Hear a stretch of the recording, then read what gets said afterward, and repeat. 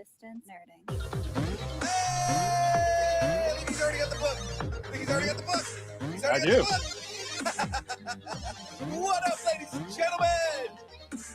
What is going on, everybody? Of course, ladies and gentlemen, it is that time. It is Thursday. It is another lovely, lovely interview day with the Build. Of course, ladies and gentlemen, I am Young Phil, the Phil Splainer. And that luscious beard attached to a man right next to me there, that is the Graveyard. Yes. Like I said, I legit had to take this from my kids' room because they had it. I couldn't find it for weeks. It's a good thing. Yes. I love that your green screen like shut it off completely. Mm-hmm. It's like, I know what it is. I'm like sure the guest knows what it is. I have no hair or head, so it's just all green screen there too. Exactly. Well, ladies and gentlemen, it is another lovely Thursday. By lovely, of course, is it gloomy in Chicago, or how's the weather in Chicago? It's been rainy for 2 days straight. Yeah, so it's still lovely weather for you out there, man. Yes, transition between winter and spring. We go from wet to wet. Yeah, no. Here in California, it's just cold, but not super I'm sorry, cold. what? Like 65? Is that cold for you?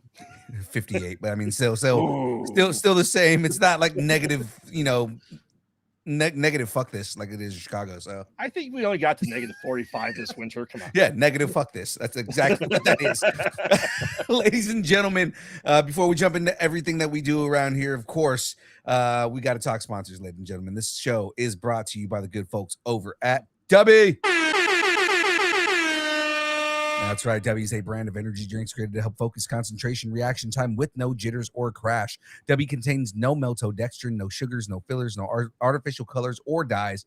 Find out more about Dubby at www.dubby.gg. Use the code NERDING10 and get 10% off your order.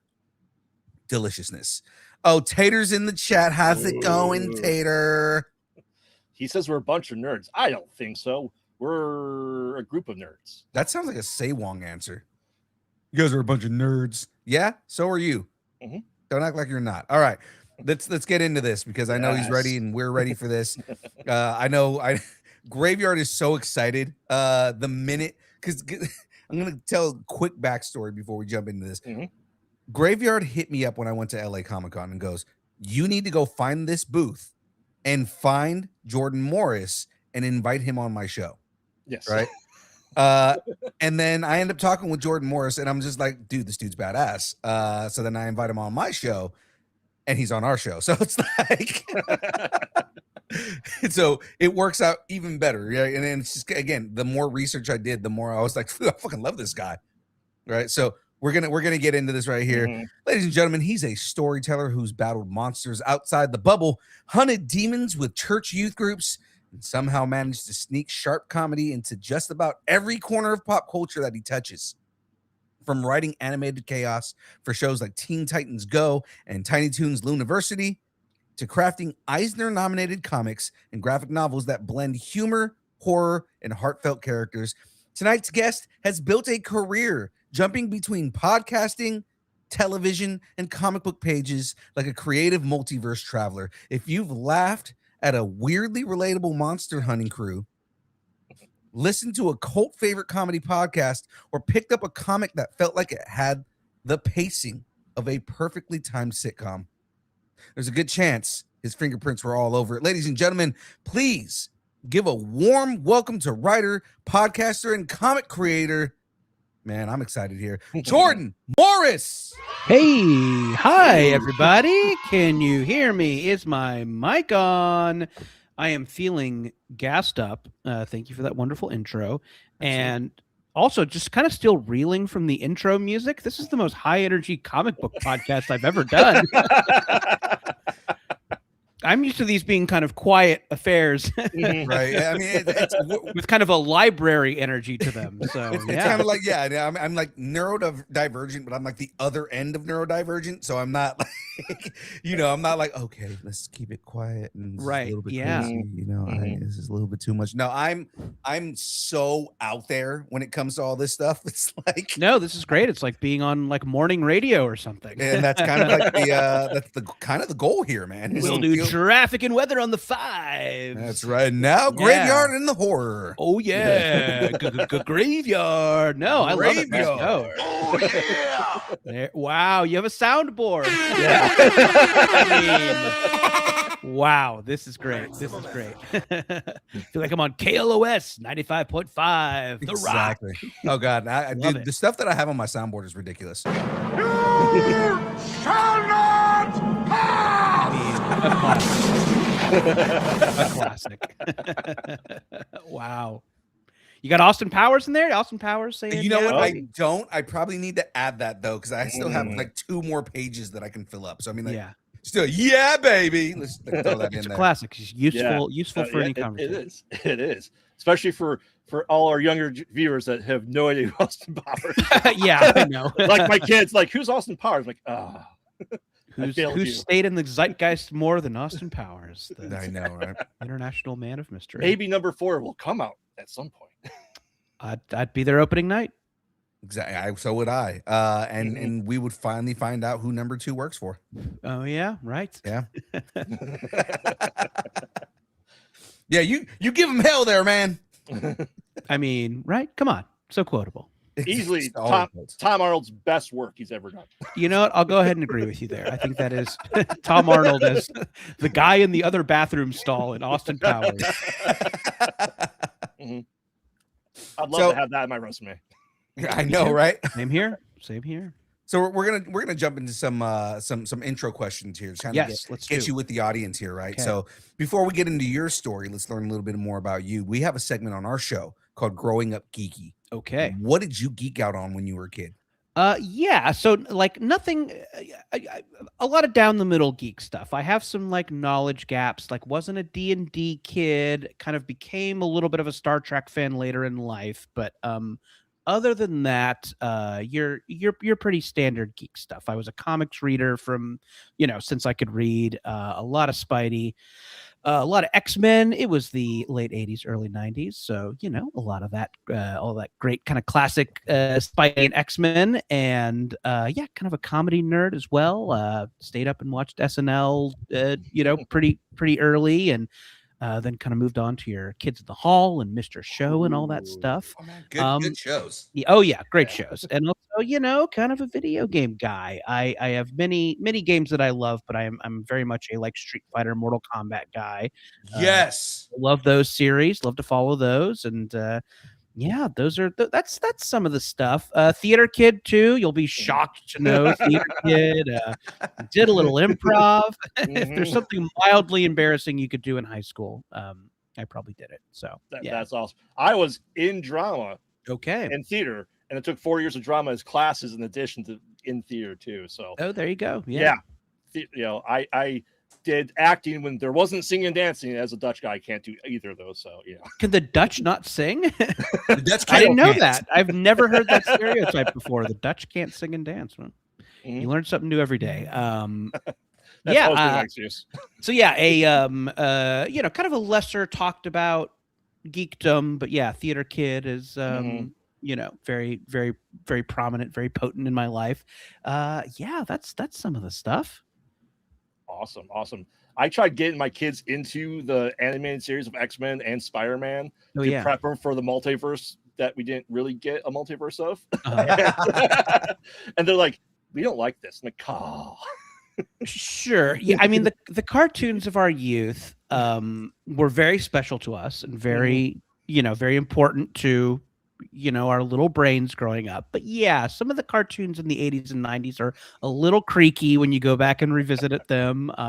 Turtles, I'm looking at you. So yeah, and I think like when they, I'll say a nice thing about reboots. I think a lot of reboots like really do a great job of like maintaining the feel of something we loved as kids, but like upping the quality. For instance, this is not a hot take at all, but like X-Men 97, Mhm. like that's how you remember that show being, but it's like, a lot better. Yes. Obviously, much respect to all the great stuff about that show's original incarnation, but like TV writing and kids TV writing has changed a lot, and I think it's like it looks so cool. It still looks like it's from the 90s, but like has updated itself and was so like emotionally interesting. Yeah, and like the new Turtles series in movies, like that did such a good job of like taking all that turtle stuff we loved and just like making it a little richer, making the writing a little better. And yeah, I mean, and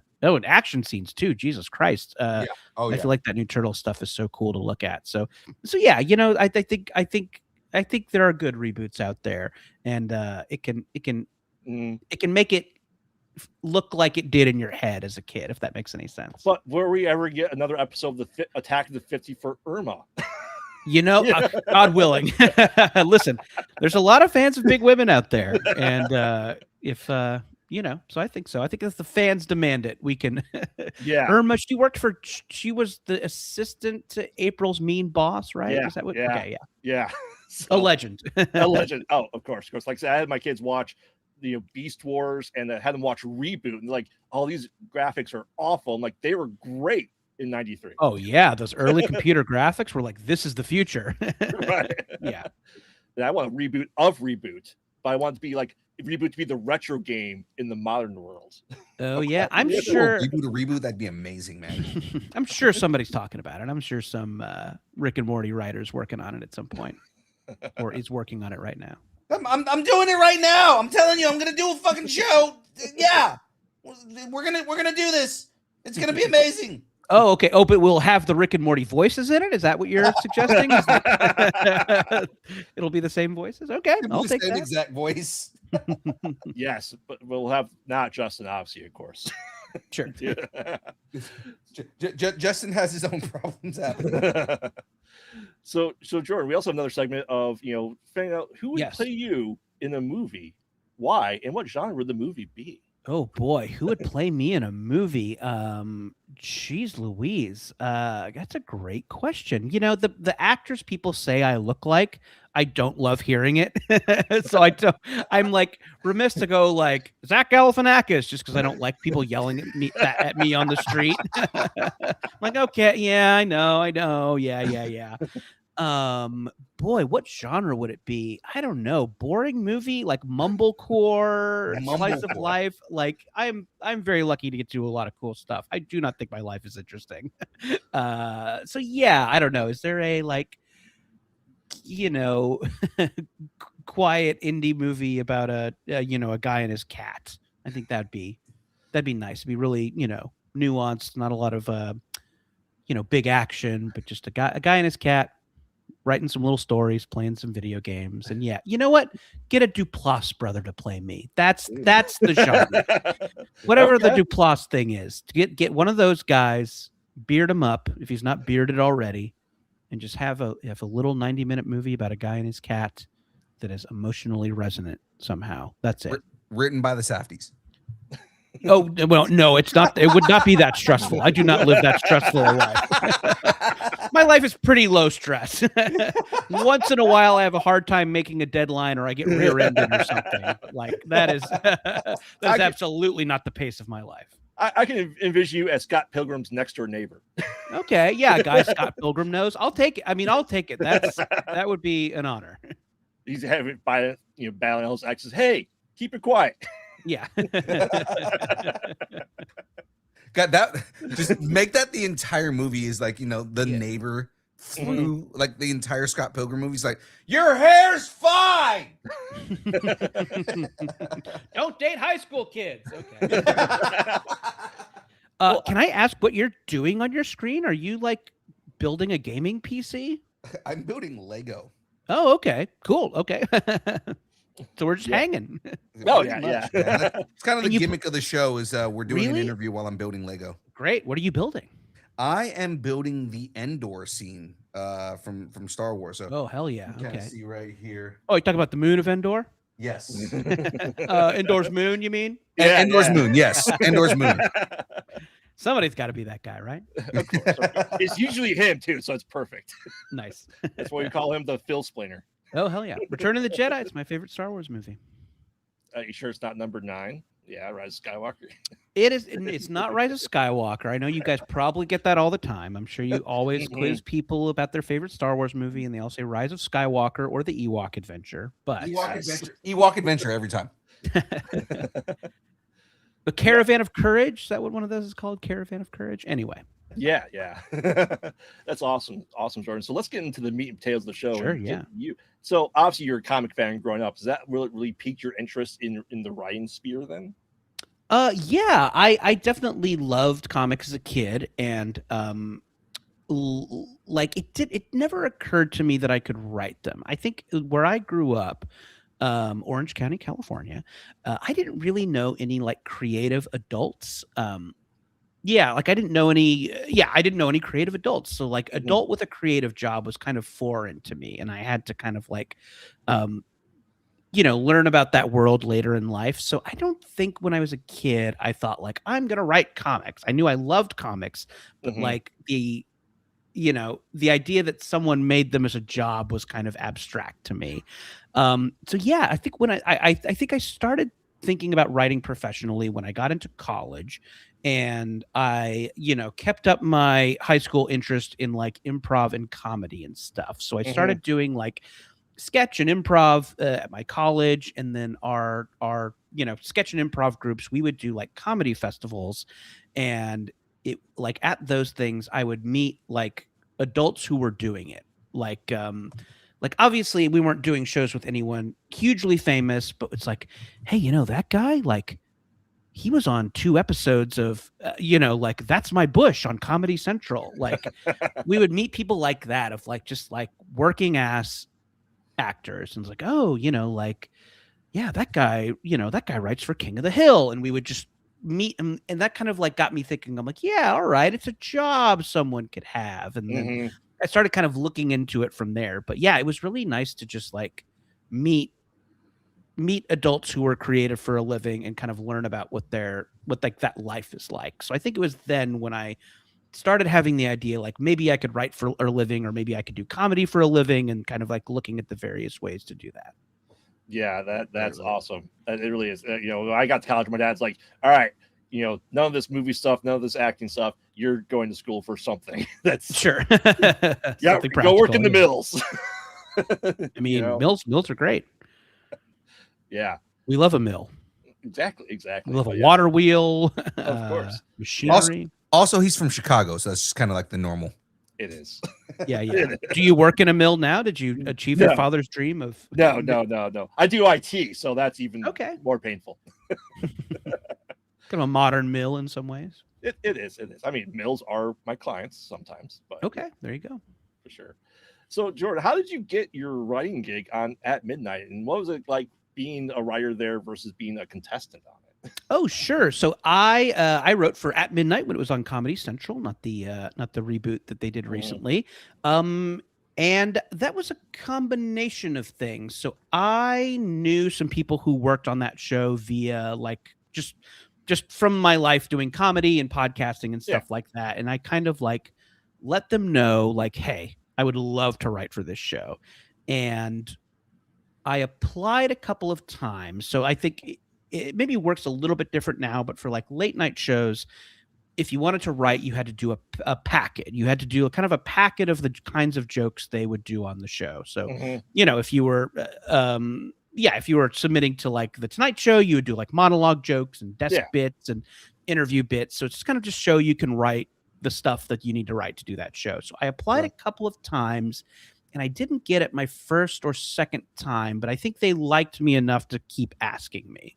And then the second or third time I applied, I got it, and I was there, from maybe the kind of middle of the first season to the end of the show, and it was a really, really wonderful job. I really loved that job, and so many funny writers came through there, and people I still work with and people I'm still friends with, and just a really cool time and a really cool show. And as far as being a contestant on it, so usually how that worked is when someone didn't show up, they would throw on a writer. So if you saw one of the writers of the show on, it means someone canceled last minute. So that's kind of how that happened. So we all kind of took turns doing that slot, like just kind of depending on how busy we were, or kind of who was doing something or who had done it last. I think probably the writer who did it the most was Blaine Capatch, the maybe one of the funniest people in the world. Yeah, he was always so good on the show. So he was usually the writer that went up. But yeah, they kind of threw in some of the other folks too. Now, did you get to write for the episode that you were a contestant on, and so you already knew what was coming up?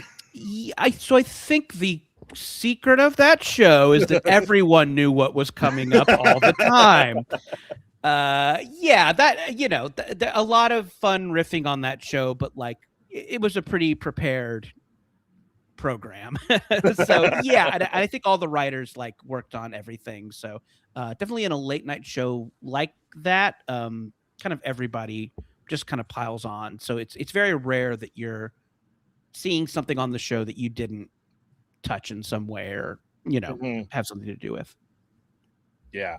I said I remember at midnight started. I loved it, every second of it, and then I watched a couple episodes of the new one. I'm like, it's not the same. Oh yeah, it's not, and nothing against like her or anything like that. It's just it doesn't feel the same. I think part of it is also just like I don't know. There's almost like not as much edge to it because at midnight was one of my favorite shows, and like when I found out that it was on Hulu and like in syndication, I was like rewatching that shit like crazy because like it holds up. Like for a show that was on every night, it fucking holds up and it's great.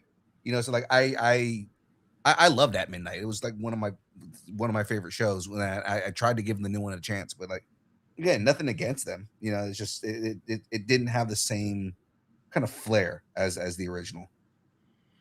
Very funny to go back and watch reruns of that show because it was so based in like what happened on the internet that day. It's like remembering old memes and vines.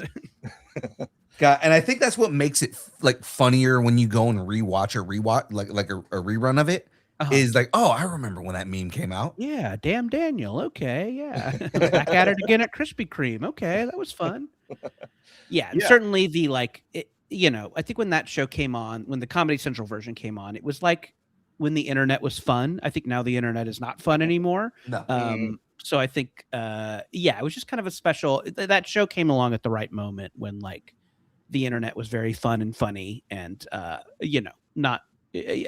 Probably a lot harder to do that show now, I would imagine. Yeah, well, I mean, there's so much just stupid stuff and funny stuff that people are purposely doing it. Like, I think what made the show great was like it wasn't like stuff, the clips and stuff weren't being made to be funny. It's just easy to make fun of. Sure, yeah. The internet's just a whole other place for sure. Yeah, well, the internet's a cesspool now, so I mean, just it was back then, but it's even more so now. Yeah, it's great stuff. But that shows your improv. You're able to keep doing that, and obviously you're a writer at Good Mythical Morning and all that too. And how long did it take for you to get in front of the camera from being a writer on them? On Good Mythical Morning? Yeah. Oh yeah. So I'm not a writer there now, but I do love to drop in from time to time and goof around with Rhett and Link and the whole gang. What a funny, fun group of people. Love them. So I was a writer there for a minute. Basically right after At Midnight. I had an old guy I worked with on At Midnight started working for Rhett and Link, and they were hiring people. So they had asked me if I wanted to try, and I wasn't like a YouTube kid. I'm like a little bit older, and just never like watched YouTube regularly. So like when I got the job, I had not heard of them. I'm like, who are these guys? And then I sat down with their videos and saw how funny and cool they were. And that job was really fun and great. And I still work with those guys and think they're so much fun. So and to answer your question, how quick did I get on camera? I mean, I think if you watch that show regularly, and for people who don't watch it, it's like an internet talk show. They have a challenge every day or a game, and it's really funny and cool and silly. They love to throw on the crew, and I think you'll see interns on that show. You'll see PAs, you'll see writers, and so it's like a really fun work environment, and I think they're excited to like put people on camera and goof around with them. And because you like work with somebody, there's always a little like connection there already, so it's fun and easy to be funny with people you just do that with regularly. So I bet it was pretty quick. I don't know the first thing I did on camera there, but I think it probably happened pretty quick. So Yeah, I mean, you have some arguably some of the most memorable characters on the show. oh, thanks. Yeah, nice of you to say. Yeah, It's so much fun. I jump at any chance to go and do something with them. It's like always a blast. yeah. I think some of the best is when you're being the president's mouths and talking for them and on the board and everything. Oh right, yeah, that's a very weird bit that hey, I wish they would do more. It's always really fun. That bit is so Rhett and Link, the host of the show, have to guess about the favorite like foods and drinks of the presidents, of like the historical presidents, and then Right. so they have a big poster board with all their faces, but the mouths are cut out. It's kind of like that old bit where like Conan would talk to a celebrity, but it was just a still photo with the mouth cut out. So yeah, and then I have to kind of run around this board and do a voice for every president, and it's clear that I'm doing a bad job, like I'm not good at it. So yeah, and then I have to just eat or drink whatever they're sticking through the mouth hole, and it's always really really fun. I love doing that bit. Yeah, I think you got good amount of drinks on the alcohol one. Oh yeah, sure. Yeah. What's the favorite drink of the what's the president's favorite drink? That was a fun day. Yeah, Fun day at the office. Yeah, that is easily one of my favorite bits on the internet, period. It's really fun. I know. It's a blast. yeah.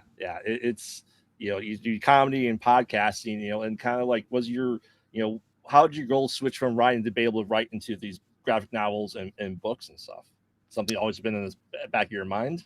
Yeah. So I took a swing at writing some comic book pitches like in my 20s. I had like a friend of a friend who worked at a publisher, and they're like, oh, we would like send them pitches if you came up with pitches. So I kind of came up with some like paragraph long pitches for comics and sent them in and just didn't hear anything. And that was like pretty discouraging. That was like, oh, well, maybe just, nobody reads these things and they go right in the trash. And Right. so I had kind of like given up on it a little bit. And just some, I had resigned myself to the fact that like, well, I'll just always be a fan and a reader, but this isn't something I will ever participate in. And then, so the thing I did right after, like, I stopped being full-time at Good Mythical Morning is I did a scripted podcast called Bubble.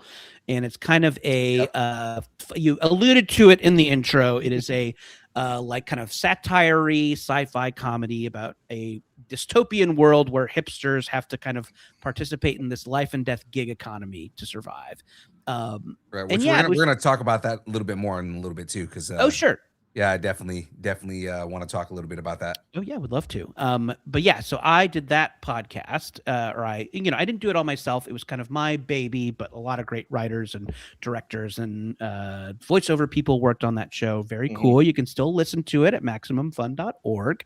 And yeah, so when that was coming out, I got a message from an editor at First Second Books, the great comic book publisher First Second, and they said like, "Hey, we like Bubble. Would you think about turning it into a comic book?" And I got so excited because I think I'd always wanted to do it, and I think Bubble is such a comic booky story that it like would work well. It like wouldn't be weird to translate it. So I got so excited. Yeah, it was like such a cool email to get. And we started to make the book. And I co-wrote it with Sarah Morgan, a great writer who worked on the podcast. And the art's by Tony Cliff, who is a fucking genius. And yeah, he was very like helpful because Sarah and I hadn't done comics before. And so we got to like make that book together. And yeah, that kind of like started out my life in comics. And so because of Bubble, I got to like pitch other ideas to First Second, and then I got to meet editors from other publishers, and that kind of like started out the stuff I'm doing now. Yeah, I mean that's got to be you talk about growing up and wanting to write comics, and it's just got to be full circle for you now at this point, right? Yeah, it's really really cool. It is not lost on me how cool it is, and yeah, I definitely have multiple times per day where I'm like, hey, this is cool. This is rad. Yeah, I'm like very lucky, and I definitely like geek out on it on the regular, so it's very cool. Yeah, and like for the Predator comics, were you a big Predator fan before you started writing for the Predator comics? Yeah, Predator's the coolest. Predator's the best, man. Arguably the best Alien. I might even say I like him better than the Alien from Aliens. I don't know.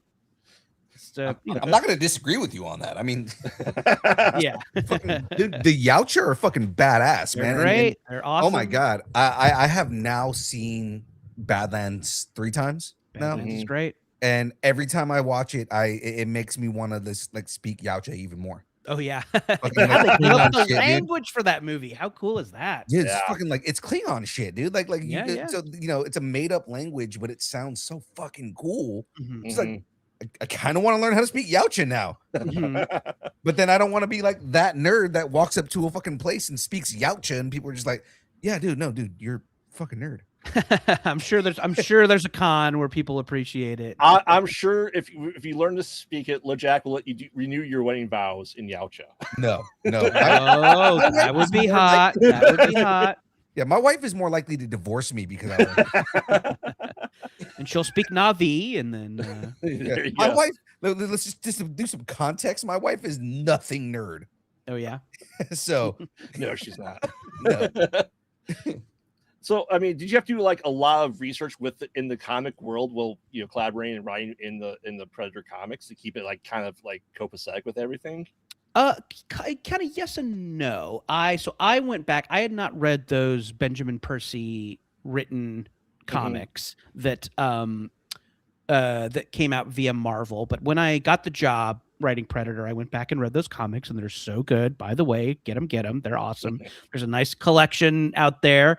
So yeah, that was really cool. And yeah, so I was keeping that in mind. But the story of Predator Bloodshed, which is the comic series that I am writing with art by Rory Coleman and Roland Boshi on comic book stands now. It takes place in a little time away from those other comics and kind of away from the movies. It's like in its own little time pocket.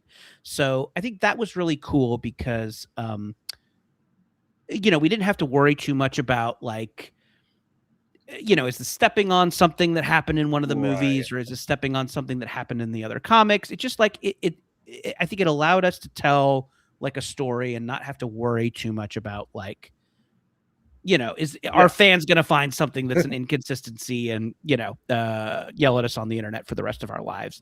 So, I think that was really nice. And there are like Easter eggs and there are like references to other Predator stories.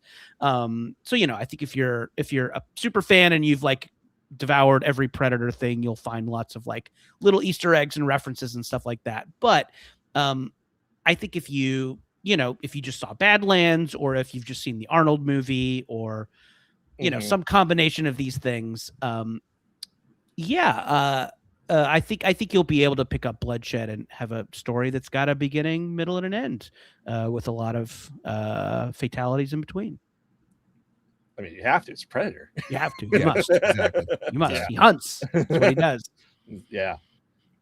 Yeah. And then James has a good question. It was like, were there any guidelines or anything that you could not dive into? Nothing like too wild. I think their ask for it when they asked me to do the job was that they wanted something set on Earth, because I think like Badlands obviously set on a faraway planet. Yeah. And I think we wanted humans to kind of be the central characters, just because we just had that awesome movie that's on a planet with like aliens and robots. So I think they wanted a story that just wasn't that. I think they wanted it not to just seem like Badlands 2, or like Badlands Alpha, or Eden or something like that. So I think they just wanted something that maybe was a little bit closer to the setup of the classic Predator movies. So that was kind of like the only big guideline. But I mean, we do a lot of crazy stuff in this. They do a lot of it. So I have really loved working on this project. And I've worked on some other like IP stuff before that's been like a lot more strict. Like they've been very cool. And I think everybody just wants it to be a cool, fun, I think everybody wants it to be it's a cool, fun ride. So, Also, who doesn't want to read a comic about a Yautja getting punched in the face by an MMA fighter? I mean, I it's think like people want that. I want it. So there you go. But the Yautjas are notoriously bad losers. Like they start losing the fight. Like, I'm just going to blow up wherever I'm at. Blow up the Right, entire yeah. planet. Bad sportsmanship, I think. Yeah. My mom would say bad sports. Yeah. James asking another question, and I just gotta put this up there. Do you speak Yautja? Can you speak Yautja, but in a historical presidential voice? No, I don't. No, I can't. And you've misspelled Yautja, friend. Oh, So James, James. do your homework. Yeah, we blame James. We Yeah, blame I mean, James. you can almost pretend to do Yautja and you're Patrick Warburton impression. That's right. Yes, I do only one impression. It's Patrick Warburton. And I don't think I'm going to take a wild guess and say that I don't think he speaks Yautja. Although I don't know. Maybe. He might. Might speak he seems like- Dothraki, might speak Klingon. I don't know. He might be a big. We know he speaks squirrel. We know that's a thing. He does speak squirrel. Yes. One of Squeak, the squeak, squeak, squeak, speakers. squeak, squeak. But you said you're talking about other properties. You also written for Marvel and Mhm. Web of Venom that you're working Oh, on yeah. as well. And obviously, you have probably a lot more guidelines and restrictions with that. Yeah, so I have started to do this is so cool. I've started to do some Marvel stuff that's in continuity. Mhm. The first couple things I did for Marvel were like alternate universe things, so we didn't worry too much about Mhm. continuity or anything like that. But I have been very lucky that I've been kind of called up to the very elite group of people that's gotten to write stuff like that's in mainline 616 continuity. And yeah, it's like challenging, but it's a really fun challenge. I like it. I think some writers don't like having to deal with continuity because it it just kind of restricts what you can and can't do and Right. but I am having so much fun with it because I think continuity is cool. I think it's so Mhm. cool that like this group of people have been telling this one continuous story for like 100 years. It's awesome. I Like know. it's such a fun storytelling thing that like you just have to take into account every single thing that's happened since they started in 1930 or whatever. It's like it's very cool. And I think that like I am choosing to like have fun with that, like to think that like that's cool and fun and it's a puzzle. It's kind of like a fun puzzle to solve with your writing. It's like, okay, like this character's done this and this guy's here and this person's on this planet. Like, what do you do? So I'm having a lot of fun with it. Like I like understand why maybe like another writer wouldn't want to like work like that. But me Mhm. personally, I'm like having a blast with it. And it's such a fun excuse to go back and like read a bunch of old comics. Like I got the, I've gotten the like Marvel app and I've like gotten to go back through my old collection, which has been so much fun. I'm like, oh, I got to read this old Spider-Man issue and see if I can find a weird villain to bring in. Yeah, it's great. I'm having a blast with it. And yeah, I'm like, I hope I get to keep doing it. It's such a fun time. I That's hope awesome, you man. can bring back the spider buggy. Oh, my yeah, God. Spider-Man's Dune buggy, right? Yeah. Oh my God. Everyone's favorite accessory. That is Yes. everyone's favorite accessory. Anything Mhm. that you can make into a toy is every kid's favorite. Yeah. Well, I think it was funny. He's like, I don't have a driver's license, but I'm driving this Dune buggy. I know there was a time in comics when everyone had to have their own vehicle. Mhm.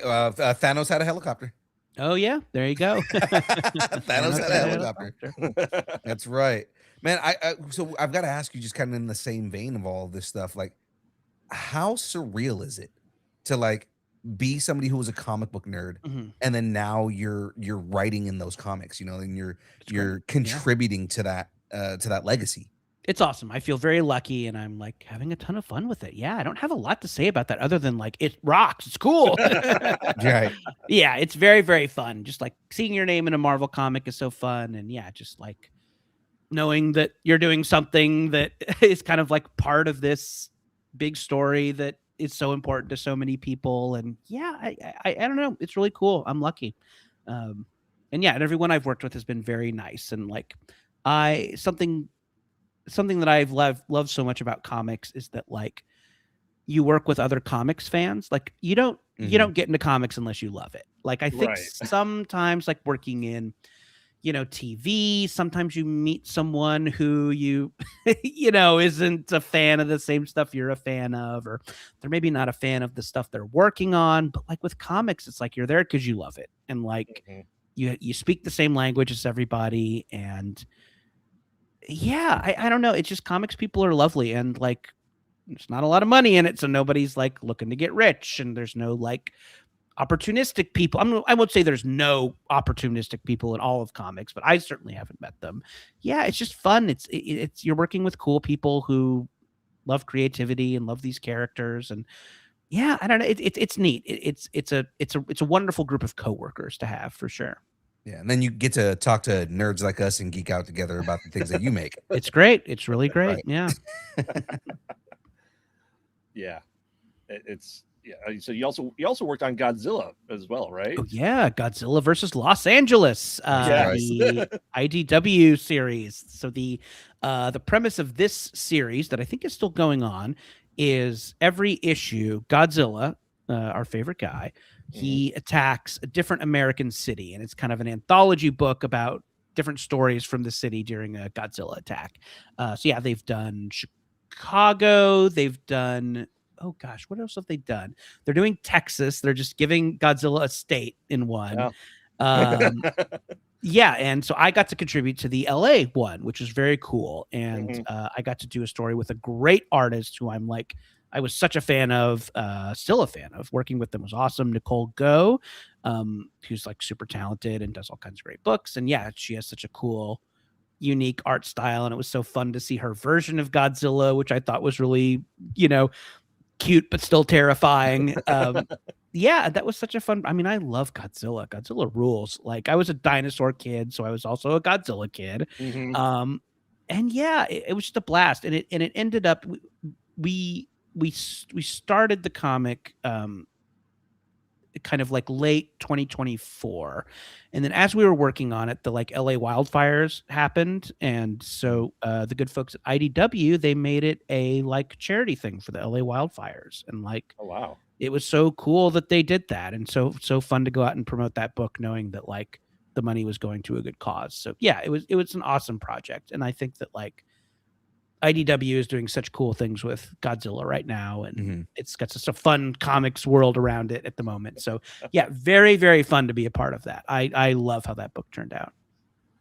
Yeah, That's we should awesome. see if JR has read any of them, because he's a huge Zilla nerd. Yeah, and it's funny, JR's not in the chat right now. Typically, I he'd be in know. the chat right now, but he's not here geeking out about a Godzilla writer like you would think, right?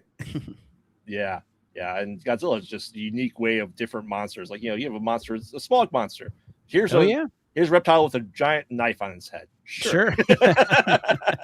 Big dog. Big Exactly. turtle. Big turtle for sure. Mhm. And then they evolved to big guy, just a dude. He's just a dude. Yep, and then some big guys. Yeah. Yep. Ultraman and Jet Jaguar. yeah, Jaguar. That's what I was trying to think of right now. I was like, there's another dude with the obscure name. He was the first one, Jet Jaguar. All Jet right. Jaguar. You also have to remember that in, I think, the 60s or 70s, they had Frankenstein grow to Godzilla height and fought creatures as well. Well, this is why the Power Rangers, are what they are now, is because of all the fun yes. Japanese stuff. Yeah. Godzilla walked, so Power Rangers could run. And then fall again. But I mean, it happens.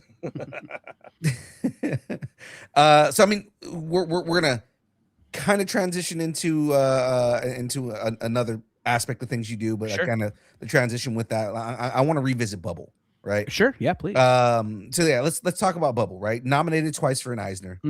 Started off as a scripted podcast, like we mentioned Yes. before. Became a graphic novel. Now Seth Rogen and Evan Goldberg are talking about making an animated film out of it. Not at the moment anymore. So that was a Okay. project we worked on with Sony for a while, and very fun to do, and with a lot of cool people who like loved the project. And yeah, it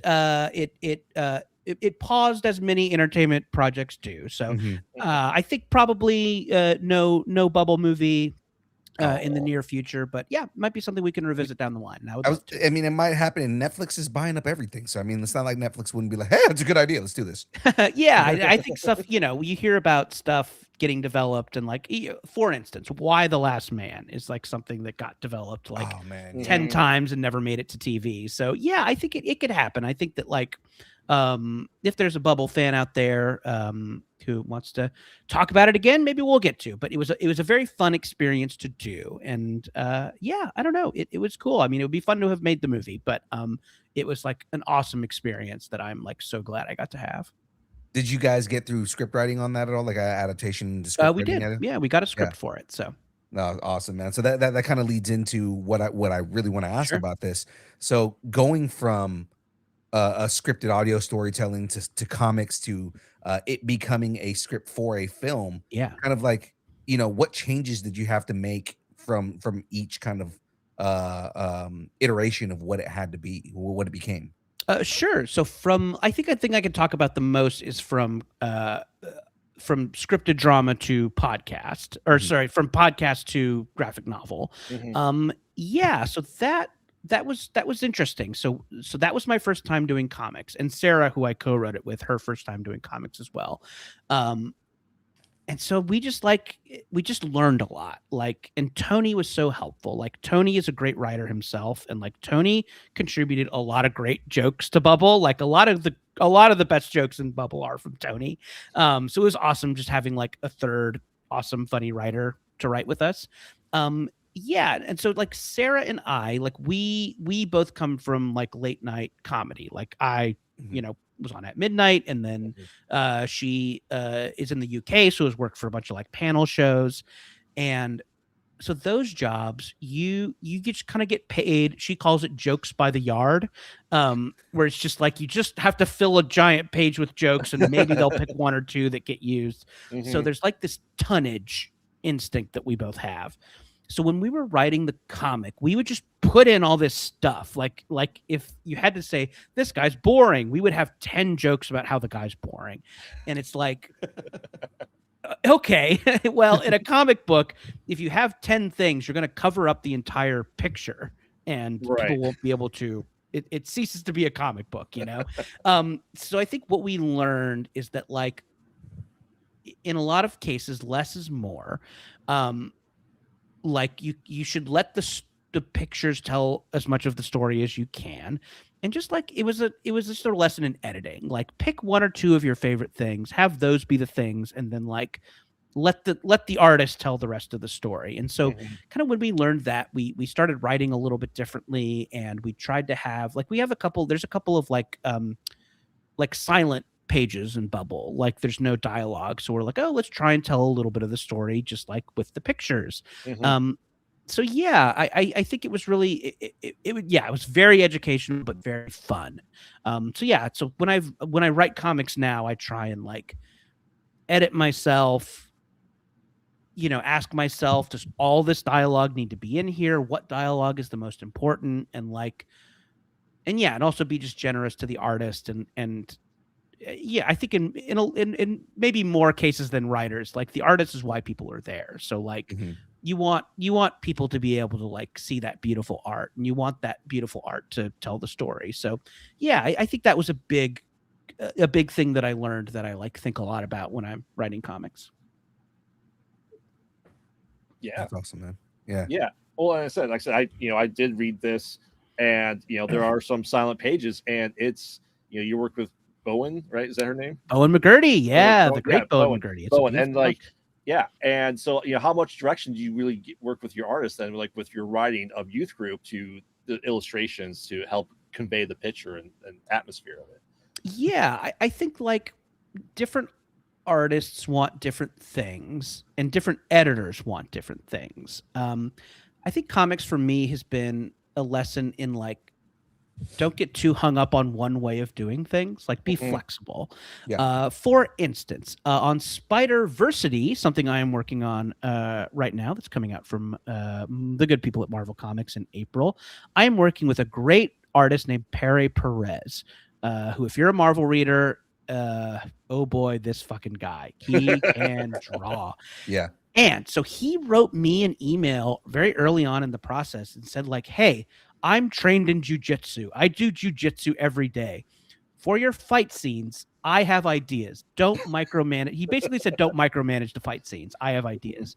And just write like, fighty. Yeah, kind of. I try to be a little more descriptive than that. But I'm like, yeah, this guy has ideas. This guy's a pro at this. If you've seen his action, like it's so gorgeous and so cool. And so, yeah, so I think when I'm writing action for Spider-Versity, I try and be like a little more focused on the like emotion, like what's going on. Like it, when characters are fighting, they're also feeling something. And like, especially in this book, when it's like, the setup of it is that if you've been reading Amazing Spider-Man, you know that Norman Osborn, the Green Goblin, is like trying to reform. He's like trying to be a better guy. And kind of one of the things he is doing in the pages of our book is he's like set up a training program for like the younger spiders so they can all kind of work as a team. And so he's doing this to kind of like correct for some of his past mistakes, putting it very lightly. So it's like this, there's a lot of cool fighting in it, but there's also a lot of emotions. There's the team and the baggage they have with each other and the baggage they have with Norman. Gwen Stacy is in this thing, so she feels a way about this, so yeah, it's so when I'm writing the like panel descriptions for that book, I'm trying to like focus on the emotional stuff. Like, what is everybody feeling in this panel, rather than like they do a jump kick to the face, because like he's gonna do a great job. Right. Yeah. Right. But I mean, yeah, obviously your improv with the quips. Then they have to quip while fighting, right? The quips are fun. I'm not gonna lie, the quips are kind of the best part. Yeah, they're great. It's so fun to write Spidey quips. It's it's the best. I just had to put it on the screen. Like, Para's work is amazing. Yeah, it's gorgeous. He's drawn the hell out of this book too. He really is. So definitely like check out this book, but also everything he draws. It's so good, and he's such a great dude. Look at that Venom picture. That is that's great. Yeah, he does a good Venom. Yeah, Venom is probably my favorite villain from Spider-Man. Oh yeah, he's one of the greats. Also, just real quick, better feet than Liefeld. I don't think that's really that hard to do. Yeah. Most people. That's most people. That's everybody who draws, right? Most artists, yeah. Oh man, but then you're going back, you run all the stuff, and then you're still doing podcasts like Free with Ads, and yes.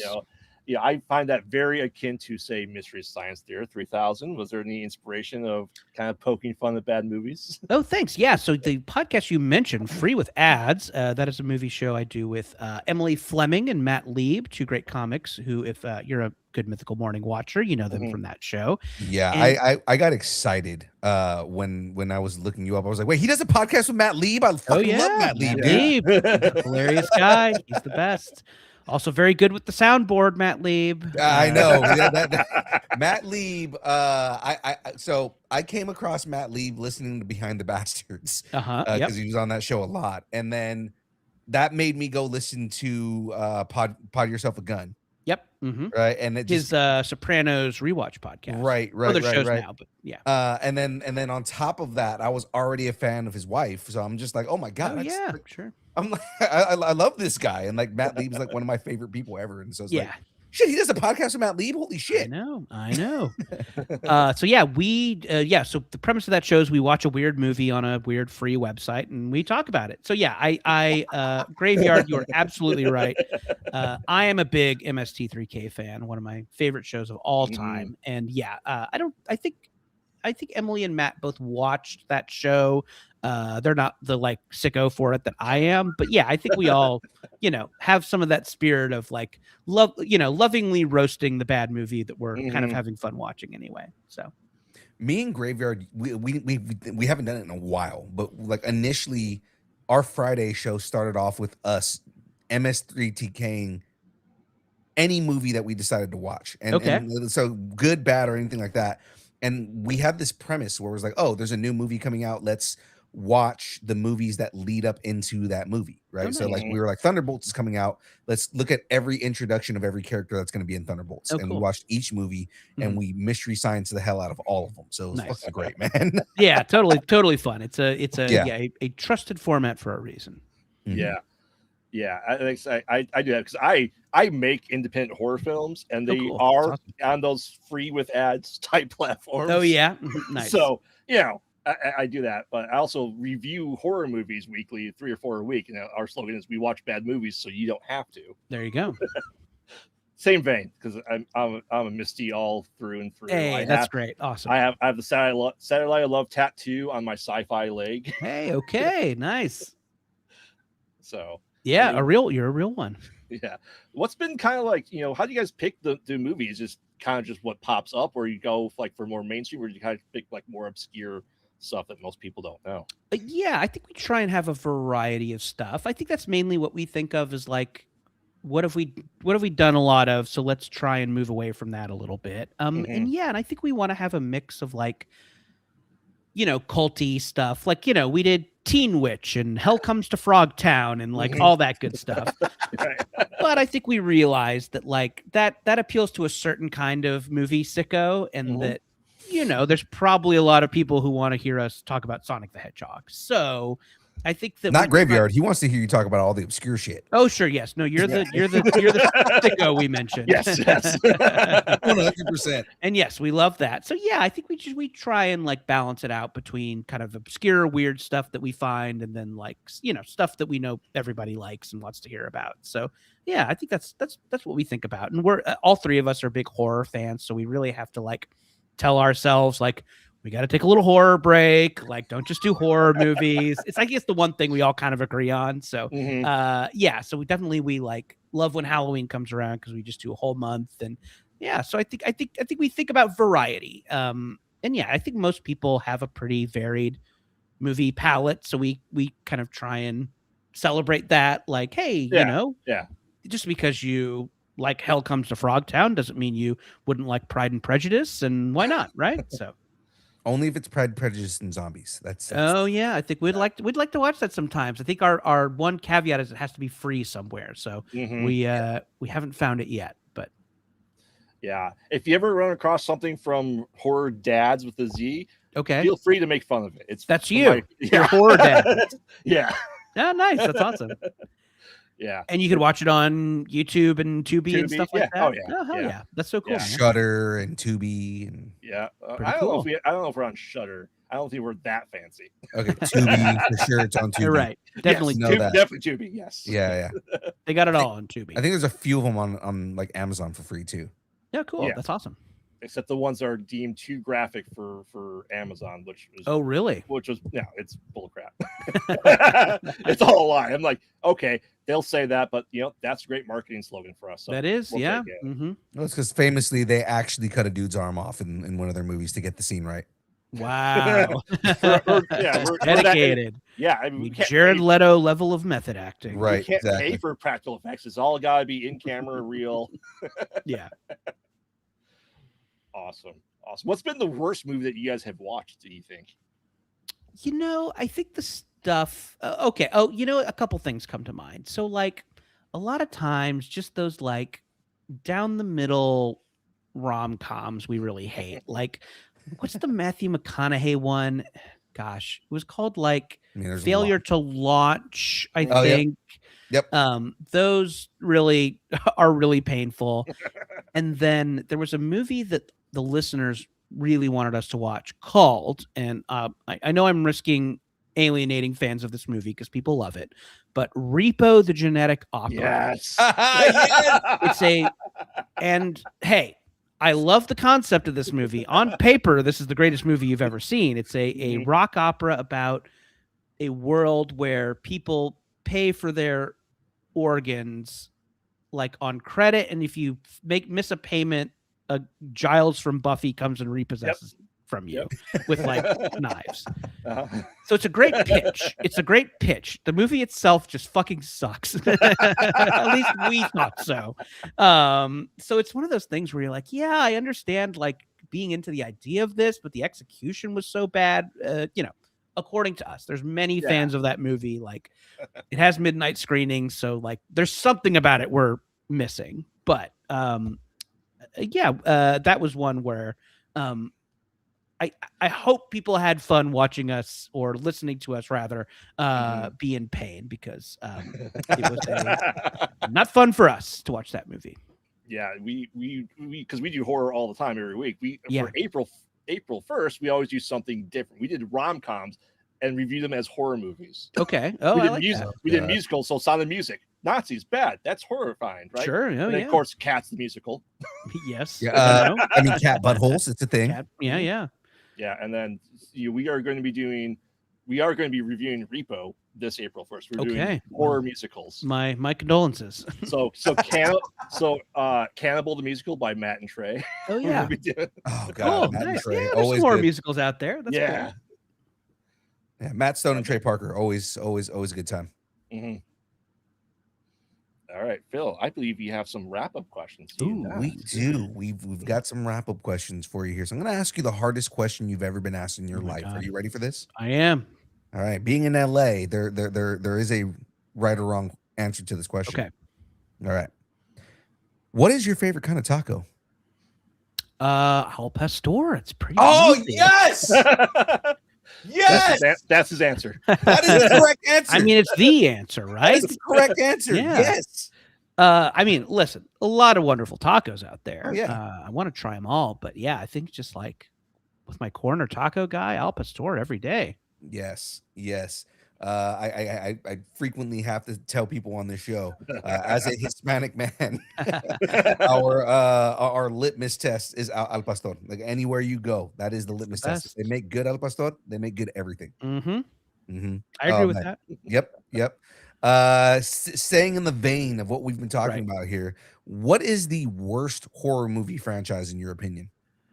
Oh, the worst franchise. Let me think. That's a pretty good question. Nothing jumps to mind immediately. I mean, if they ever make another Repo the Genetic Opera, it'll be that with a bullet. I don't know. I'm trying to think of a franchise that I just don't love. I mean, I think that like, Or are there any ones that you hate to love? Like, fuck, I love this. I love these movies, but they're fucking terrible.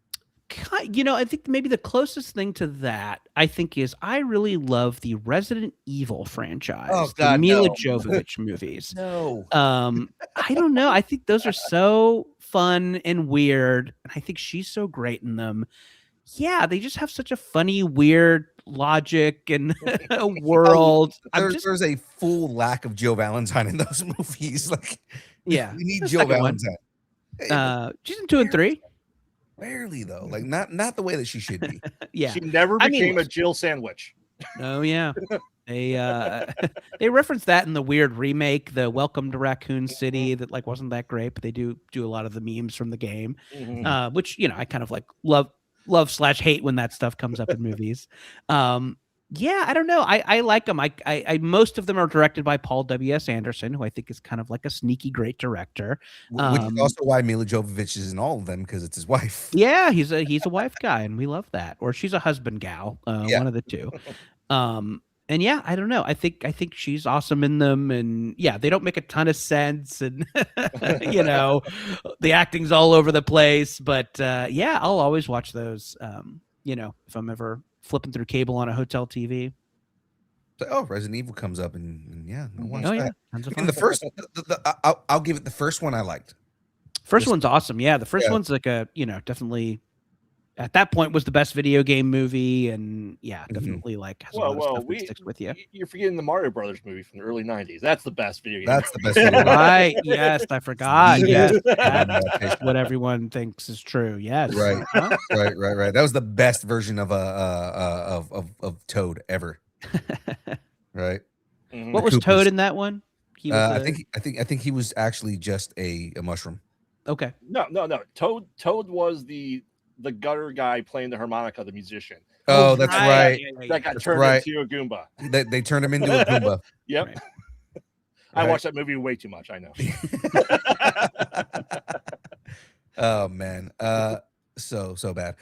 So what's some advice you might have for somebody trying to get into the industry, man, whether it's comics or comedy or anything? Like what's one piece of advice you would give somebody to kind of that's trying to start out? Sure. I mean, this is like an uninteresting cold take, but just like make your own stuff and put it out there. Mhm. And it's I think creativity these days is something that you like have to do for free first, unless you're like dad of somebody, and then you could just direct a movie if he says so. But yeah, I think for someone who is just starting out, who doesn't have any like crazy connection to the industry, like yeah, just make a thing that you like, put it out, finish it.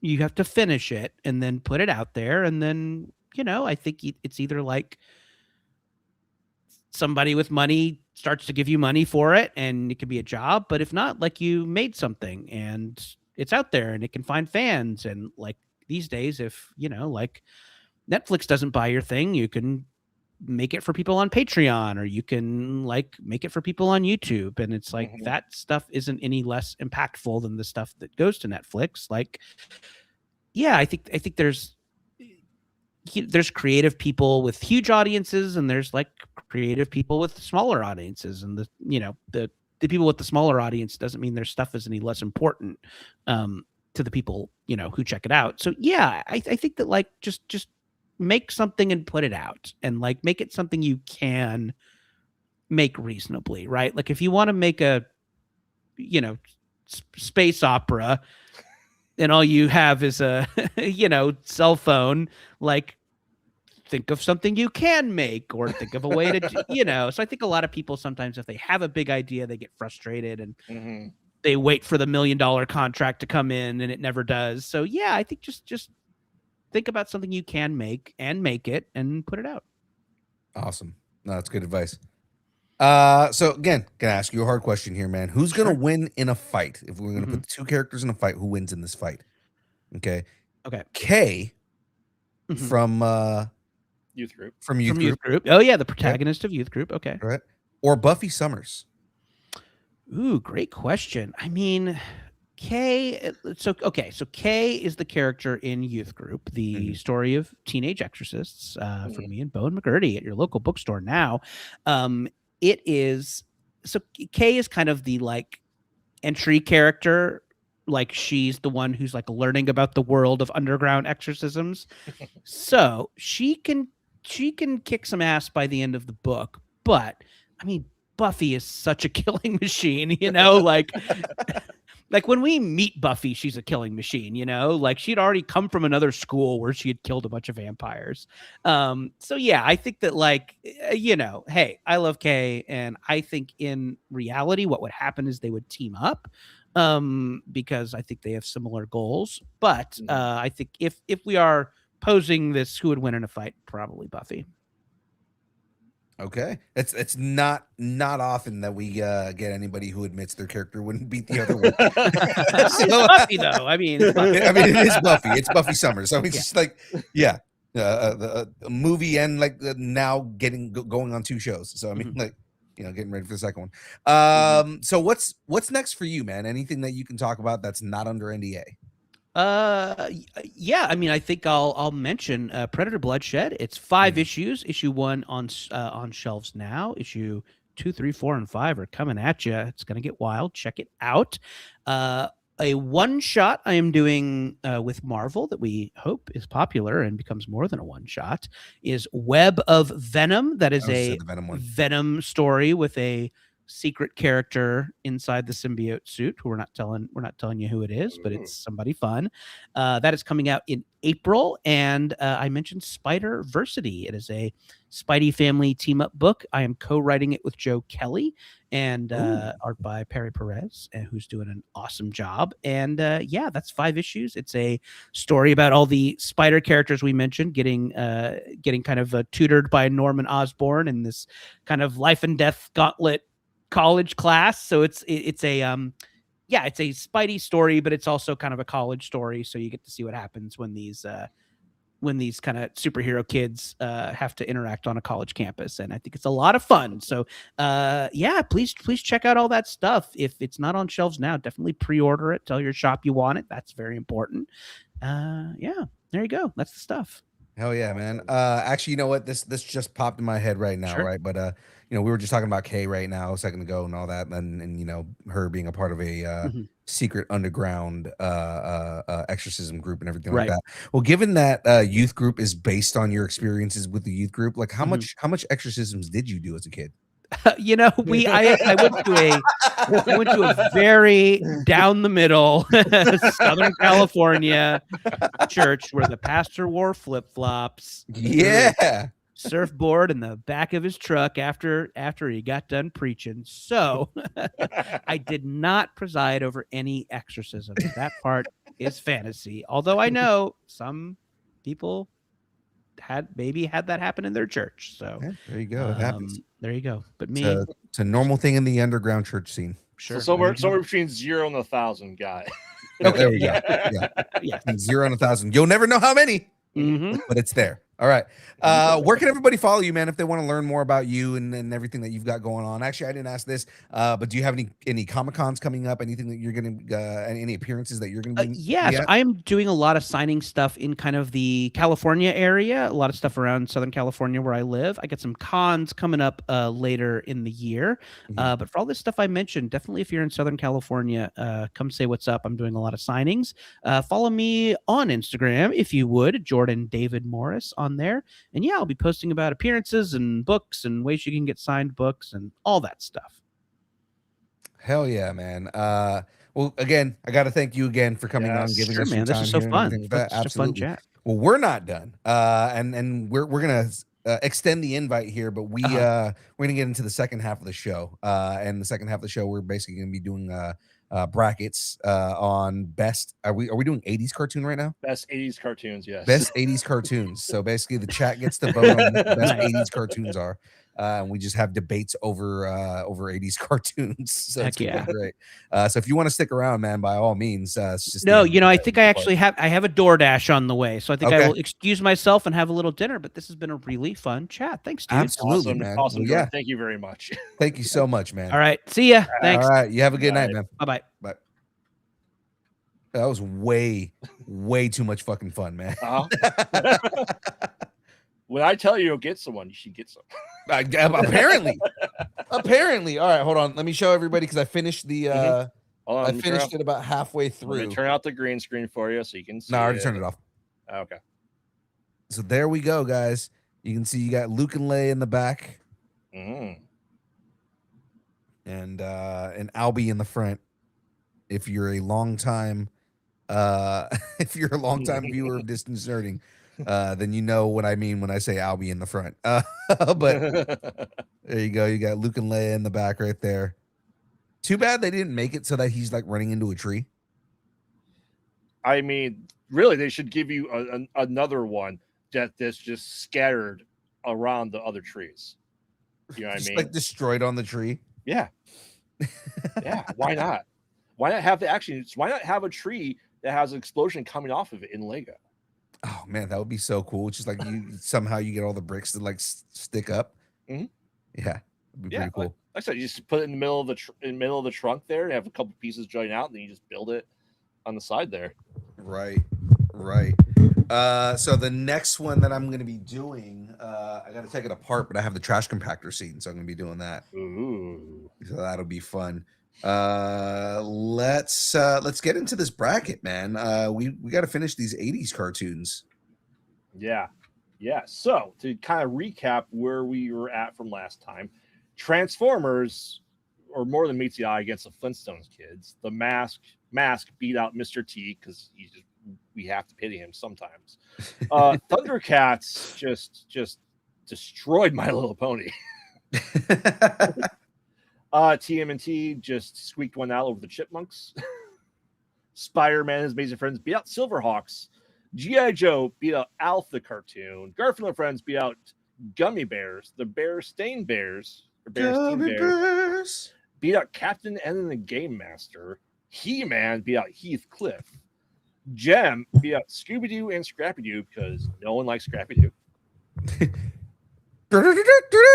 Puppy power. The Super Friends beat out D&D. The Underwater Smurfs. To be fair, the D&D cartoon was absolutely garbage. Yeah. Yeah, and It was fucking Super Friends was way better no. by comparison. Yeah, Super Friends didn't get their own video game. That D&D cartoon did. The Snarks beat out Voltron. Danger Mouse beat out the Smurfs. Care Bears beat out She-Ra. The Muppet Babies beat out DuckTales. Inspector Gadget beat out the real Ghostbusters. That one hurt. Oh, That God, one it hurts. didn't it? Yeah, that hurt. Oh, man. All right, so first up, we have Transformers versus Mask. Transformers versus Mask. Give me 1 Mhm. second. I'm putting it on the screen. Transformers. More than meets the eye. How much more are they than meets the eye? Like, what part of it is more than meets the eye? Like, is when they're the vehicle, or is it when they're the robots that they're more than meets the eye? It's a good question. Probably when they're cars, You don't because that think? means they're robots. I mean, you don't think that these cars are driving without people in it is not already like a giveaway? Could be that. So it looks Yeah. like Jeff is saying Mask. Really? Tater and Sandra both say Transformers. I mean, I do as well. I say Transformers as well. So I think that's 4-1 right now. Right. You know, the only thing that the Transformers cartoon is missing was Neurotic Kid going no, like 50 times throughout the entire series. No. This car's driving on its own. No. right. This is not cool. Mhm. Anxiety in the 80s. Oh, for sure. I mean, they did. Sam Witwicky was a kid in the cartoon, at least the movie, I believe. Right?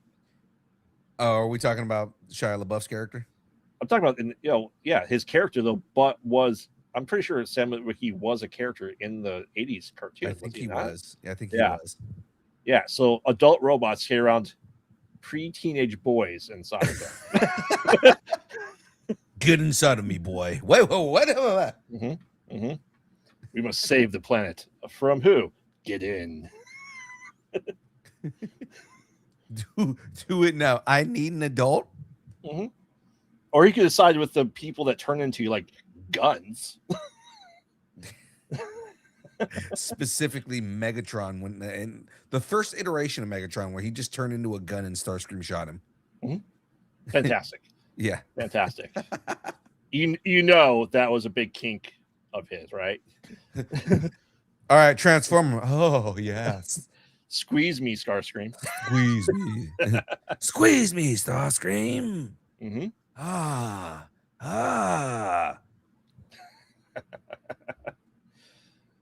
And of course we have everyone's favorite guy that just turned into a beatbox, right? Oh God. That is James's favorite. Is it Soundwave? Soundwave is James's favorite character. So was he mad that he wasn't giant boombox? He was just kind of like hijacking a satellite on the moon instead. I'm sure he was. I mean, I mean, it looks like Transformers took that. Oh, of course. All right. Sorry, Mask, and whatever your acronym stands for. Next up, we have everyone's favorite Cats of Thunder versus everyone's favorite pizza-loving teenagers that are hitting on women in their 20s. TMNT. God. And Irma. Not feeling it. Okay, let's see. Which one do I like better? Remember, after season 2, that Michelangelo couldn't use the nunchucks. He just had the grappling hook instead. Oh God, I forgot about that. Because of England. Thanks, England. Ooh,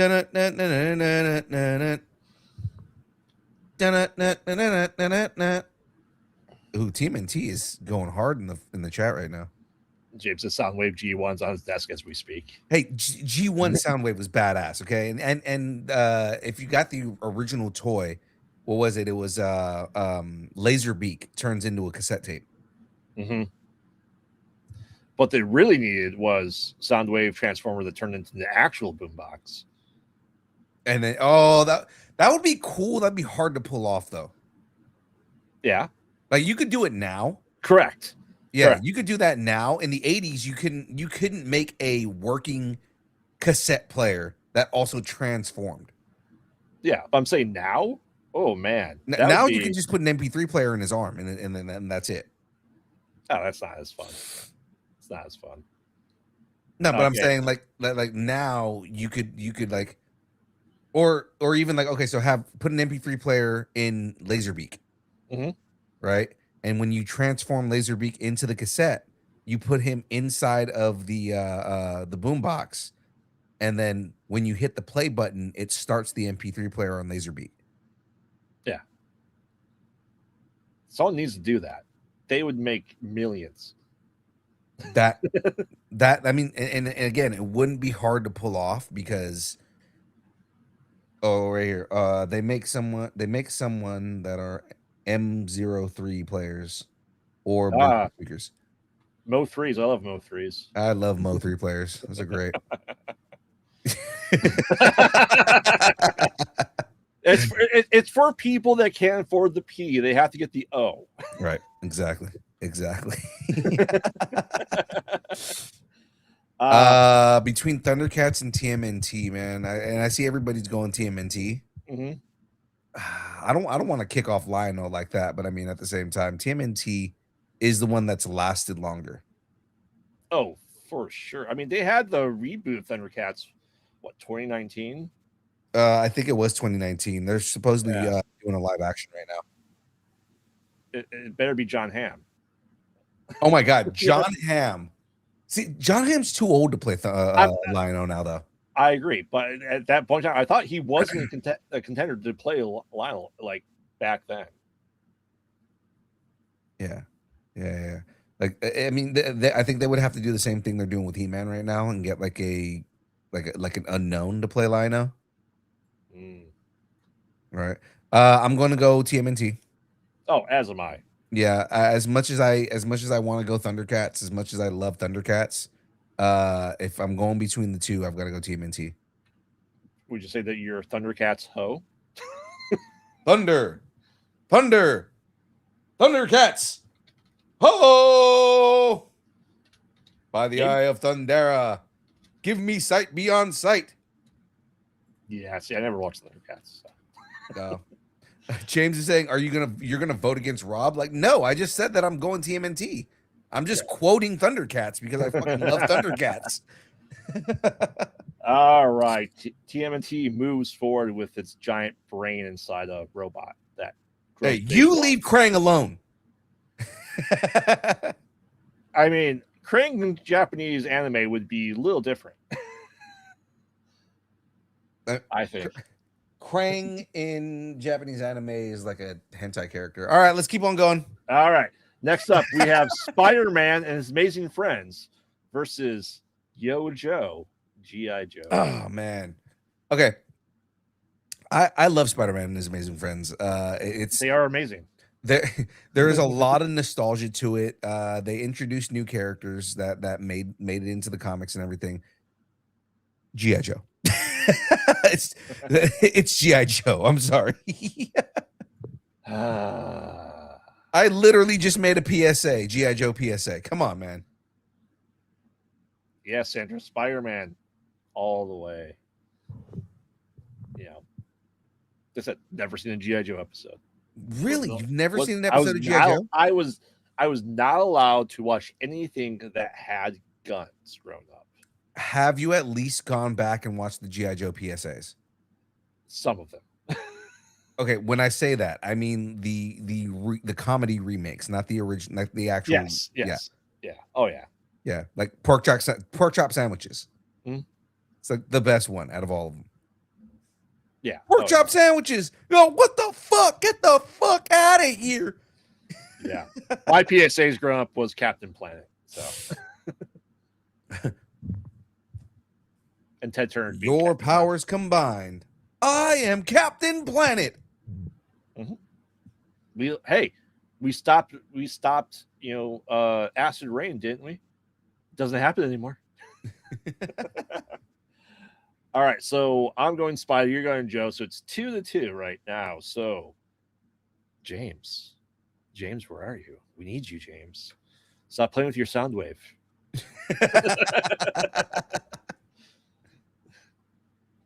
Sorry, I'm typing it in. I didn't realize I hadn't changed the thing on the screen yet. That's okay. Joe. That stands for General Information, Joe. General issue. You were close. I know. It's a joke. Yeah, I know. Yeah. I just said never watch back Scooter. The Scooter character from G.I. Joe. Scooter is a character from G.I. Joe. Okay, so Say Wong, is that what you're going for? You're going against Spider-Man? I think he's going for Spooderman. Bruce says, oh, he said Spider-Man. Oh, wow. Spiderman. We're getting a lot more votes for Spiderman on this one. Wow. I'm surprised. I kind of am too. G.I. Joe is a classic cartoon that like, you know, again, still lasts into today. Oh, hands down. And that's why they stopped making Transformers movies after like, hey, we're in team with G.I. Joe. Cool. No, you're not. I always bring this up. Did you get a chance to watch G.I. Joe Resolute at all? No. So it was on Adult Swim, and it was a new series. Think of like the way that Kevin Smith did He-Man, where it was a continuation of the original show, right? G.I. Joe Resolute was the same thing. It was like a serious take that was a continuation of the original G.I. Joe show. And dude, the opening scene of G.I. Joe Resolute is absolutely like it's I'm trying to think of a word to describe what that opening scene was. It was jarring. It's almost like you weren't expecting it to go the way it did, right? It starts off very much like a normal G.I. Joe, right? So basically there is a UN meeting, right? So the UN are all like arguing and saying, oh yeah, you know, there's they're just like fighting over or like arguing over like, you know, politics and shit, like geopolitics. Yeah. And then all of a sudden, it shows a Cobra Commando shooting a bazooka into the chamber. And the rocket flies in and you think everything's gonna blow up, but then it like basically hits the wall and doesn't explode. And a little projector comes out of it, and Cobra Commander shows up on a screen. Right? Yeah. And Cobra Commander goes, "I am Cobra Commander, and I am the leader of a faction called Cobra." Right? And he basically is saying like he's asking for a ransom, right? And he goes, and if you don't believe that. Or if you don't believe my resolve, then for every day you don't give me what I ask for, I will blow up a major city of the world. Right? And you think like, okay, the same threat that like anybody does, right? Yeah. Okay. Right. Immediately from there, and to show you my resolve is unshakable, right? Zooms out and he nukes Moscow. I mean, but I'm just saying, like you're not expecting, you expect it all to be talk like it isn't everything, right? But he actually like goes through with it, and he nukes Moscow. Like, not bombs Moscow, he fucking drops a nuke on Moscow, and then says, for every day I don't get what I ask for, another city will be destroyed. And then Enzi goes, I am Cobra Commander. And you know, my resolve is resolute, and then leaves, and everybody freaks the fuck out because like, he just blew up Moscow. like it's again, you don't expect that. Like, you're not expecting him. You expect him to be the coward he is in the regular show, right? Maybe he wouldn't need this money if he didn't spend all his money on nukes. Yeah, I know, right? But then yeah, I mean, the whole show is basically about G.I. Joe putting together another commando squad to take out Cobra. But again, it's like a very serious take, and it's kind of meta because there are scenes where he talks about, like, you know, everybody thinks I'm a joke, everyone thinks that that everything I say and do is for your amusement. No more. I'm not here to be your to be the butt of your joke. Okay, so he became from the Mandarin from Iron Man 3 to the Mandarin in Shang-Chi. Yeah, pretty much. But like it ends up being the same character. So Yeah. No, I think the best G.I. Joe show was Robot Chicken. So, all yeah, right. it looks like Spider-Man and his amazing friends. Yeah, Spider-Man is moving forward. Next up, we have Garfield and Friends versus the Berenstein Bears. Oh, Garfield and Friends. Oh, for sure. Berenstein Bears, like there's a nostalgia take to it and everything like that, but just Garfield and Friends was such a entertaining show. And especially because they introduced a bunch of new characters and then you get to see episodes of just those new characters. Yeah. Oh yeah. Did you change it? You can change Oh. it there. Sorry. Doing it now. I was gonna do it if you didn't do it. So the Bears, really. Duh, Bears. How do you spell Berenstein? The right way. It's Berenst. Now, this is Berenst. Now, if you want to put the E or A, that's up to you. IN.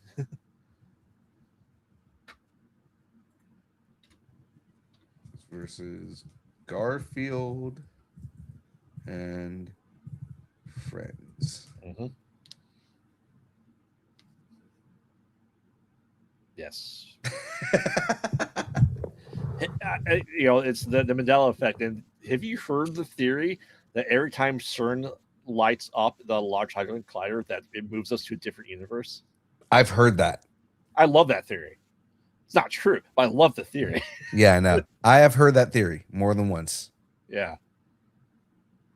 Yeah. So yeah, you're going Garfield. I'm going Garfield. Taylor's going Garfield. That means it's currently 3-3. So once again, James, we call upon you because The Rock sucks. The Rock sucks. The Rock sucks. We haven't done that in a while. So. The Rock sucks. The Rock sucks. The Rock sucks. So, chat, if you're here, we need your votes. Your vote matters for the internet of all things.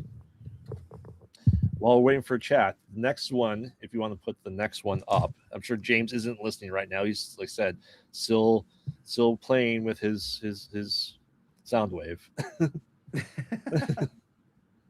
It will be He-Man versus Gem.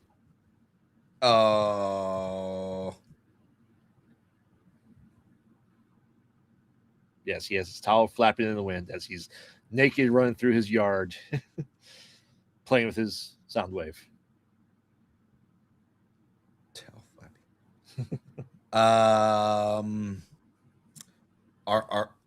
Is the plan just to piss off Jen? Is that what we're gonna do here? Yes. Yeah. Yeah. Because I'm calling it now. Gem and the Holograms is not going to win this. No. What makes you say that? I'm going to update it right there. Gem and the Holograms. Yeah. Oh, Sandra says Gem. Okay, so Bruce says He-Man. Tater says He-Man. Yep. Say Wong says He-Man. I say He-Man. I'm sure you say He-Man. Of course. Because men. Oh. Say Wong, I'm surprised. I feel like you are a K-pop Demon Hunter fan that you'd like Gem.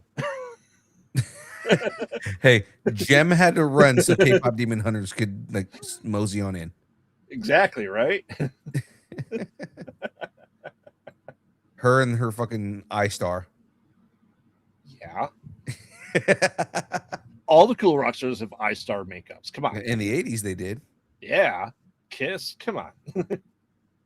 Gem was like a hairband when hairbands were cool. Yeah. Gem is not any different than the Hex Girls. Oh my god, the Hex Girls. The only problem is the Hex Girls did not go anywhere. No. They've been talking about trying to revitalize the Hex Girls though, just because I mean, you know, because there's been like a lot more visibility with Scooby Doo, so there's just been like, okay, well, how do we, you know, maybe we can use this as a way to revitalize the Hex Girls. Mm-hmm. Everyone loves the Hex Girls though, which is Mhm. surprising that it didn't go anywhere after that. Yeah. So, all right. Well, yeah, He-Man's definitely moving forward. Meanwhile, at the Legion of Doom, Super Friends versus everyone's favorite underwater Smurfs, the Snorks. Versus the Snorks. Yeah. The And you know, I'm going Snorks. you didn't Better care for, snork and believe it. you didn't care for Super Friends. Hell no. The only good Super Friends version was on South Park. The Super Best Friends. Yes. Yeah.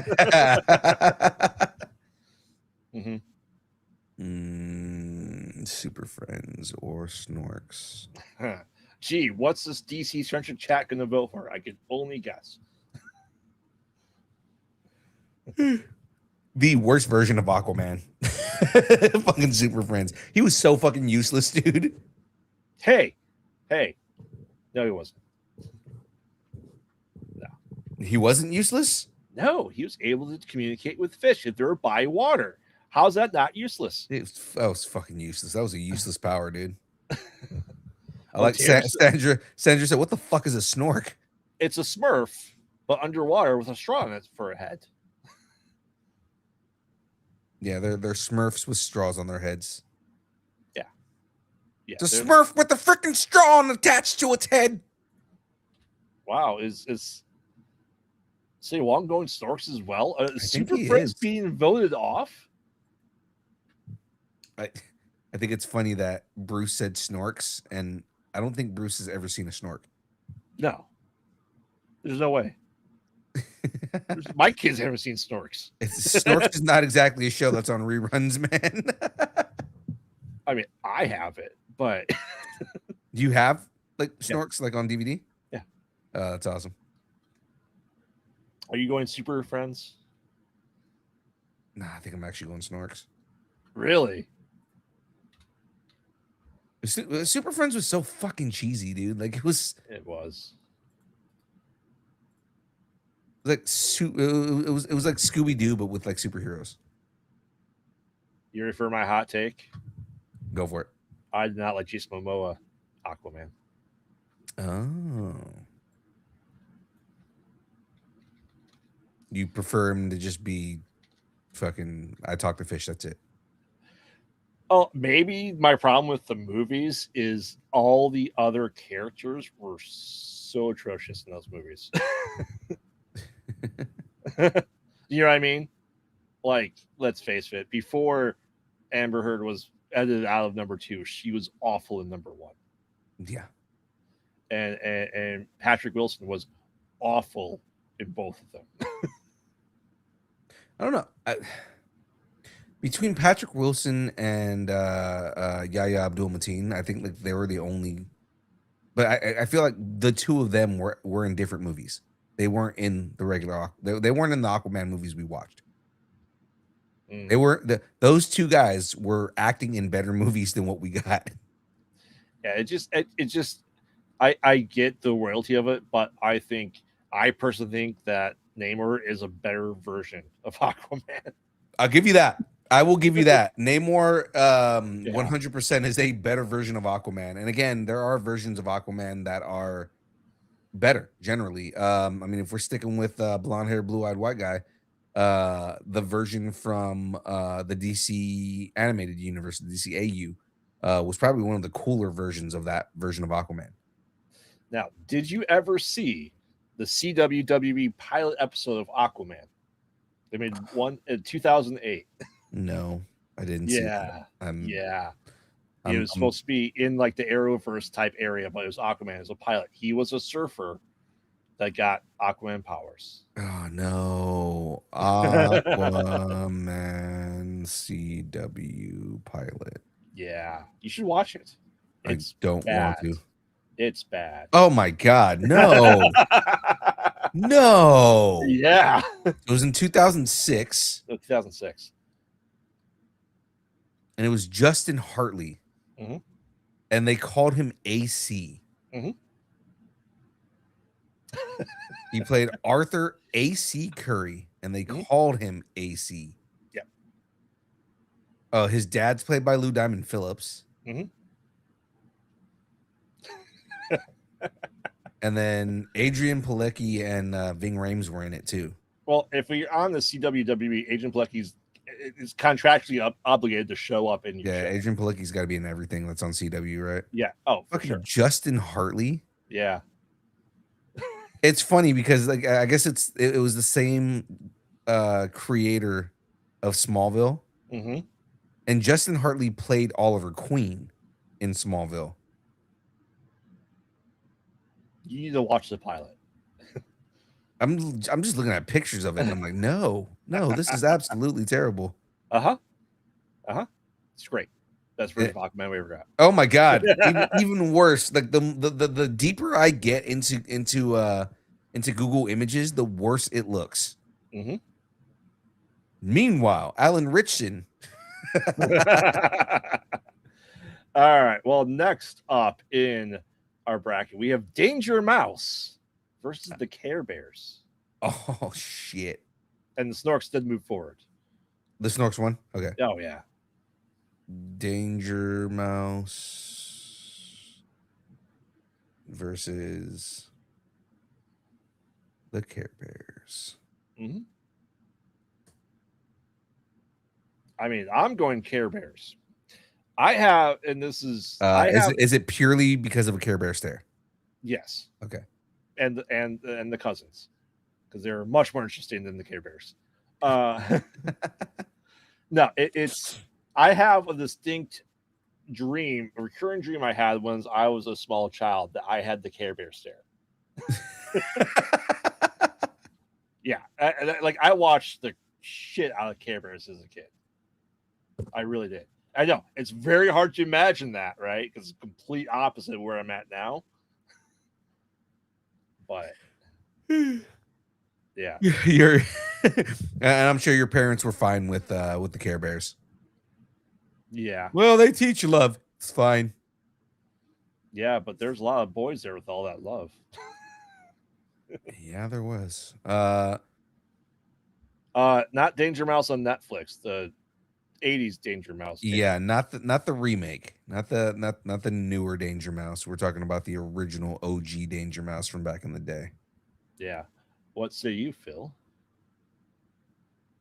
I mean, I think I still go Care Bears.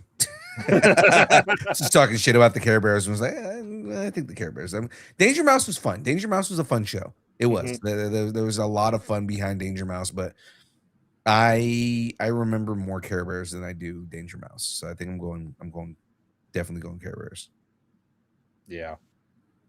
For sure. Yeah, I think as of right now, I don't know if Danger Mouse has any, getting 3 more votes to win. Probably not. So as of right now, we'll say that is the OG. It's the OG on Netflix? Really?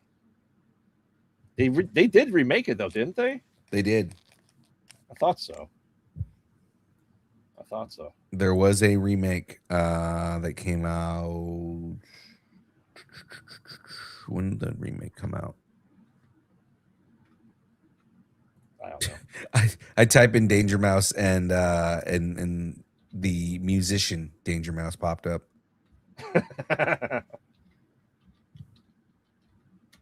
2015 to 2019 was the remake. Okay, that sounds about right. 2015 is where we had a lot of those remakes start from all the 80s cartoons. Mm-hmm. So, all right. But the original Danger Mouse was 1981. Yeah. So Care Bears is moving forward.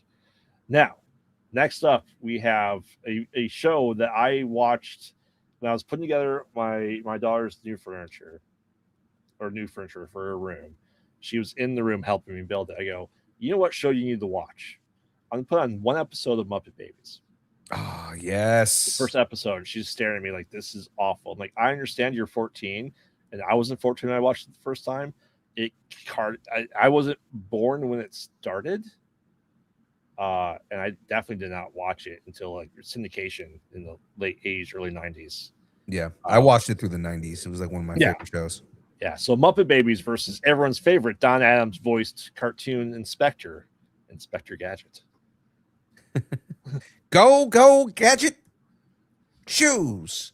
What's always amazing to me with Inspector Gadget is as a kid, pre-internet, I had zero idea that the guy I watched on Nick at Night on Get Smart was the voice of Inspector Gadget.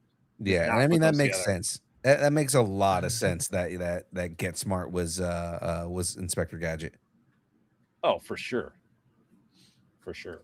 With that being said, it's fucking Muppet Babies all the way. I love Inspector Gadget. Don't get me wrong. Inspector Gadget is something that I absolutely love. I can still hear the theme in my head right now. Dun, dun, dun, dun. Go Gadget, go! Go Gadget, go!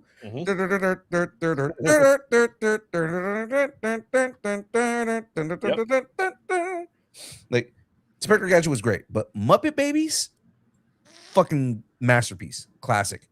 Oh, for sure. Yeah, it Muppet Babies made me 100%. And I think I said this the last like 2 episodes. It 100% made me fall in love with fucking Gonzo, and Gonzo is my favorite character of all time. So, well, I think what came up was like my daughter was asking my wife and I to do voice impressions of stuff. I'm like, she's like, everyone can do a Kermit. I'm like, can you do Miss Piggy? She's like, I don't know Miss Piggy sounds like her Gonzo. I'm like, yes, you do. But let me put on something. I'll tell you. Everybody sounds like Miss Piggy. Yeah. So Kermit. Yeah. All right. Well, Muppet Babies is moving on forward. As it should. Tater fucking is the only person who voted for Inspector Gadget. He is. Poor Gadget. Go Gadget, go. Penny annoyed the shit out of me. Oh, his niece. Yeah. Which how do you have a niece? I don't know. He was a robot. Well, I mean, he was supposed to be an android or a cyborg. Sorry, cyborg. So I mean, yeah, it's possible. He was a human at one point. And well, let's face it, the Inspector Gadget movie was Matthew Broderick. It's like, did you Bill make this movie? Oh yeah. Fucking like I said, Matthew Broderick. Mm-hmm. Who played Claw in that? I don't remember. I know French Stewart played Inspector Gadget in the second one. Ugh. Yeah. Even worse. French Stewart, really? Mm-hmm. That's terrible. I didn't think he was the Temu version of Matthew Broderick. Yeah, I know, right? All right. So next up, we have Transformers versus TMNT. Ooh, this is where it's starting to get hard. Mm-hmm. Yeah, because we're getting into the final fours here. Yeah, let me write it down. Transformers, more than meets the eye. And of course, Transformers had guns. So what can I watch as a kid? Transformers. They had guns. One guy was literally a gun. Oh yeah, I just said TMNT though. I can watch all 610 episodes of TMNT. There's a lot. Yeah. There's a lot. Like way too many. And before anybody in the chat goes, but Rob Paulson was in TMNT. Rob Paulson was also in Transformers. So, I mean, like, he was in both of them. Rob Paulson was in probably 80% of these. Yeah. Rob Paulson's probably, if he wasn't a main character, he played a character on almost every show we're going to talk about. So, yeah. What say you, Phil?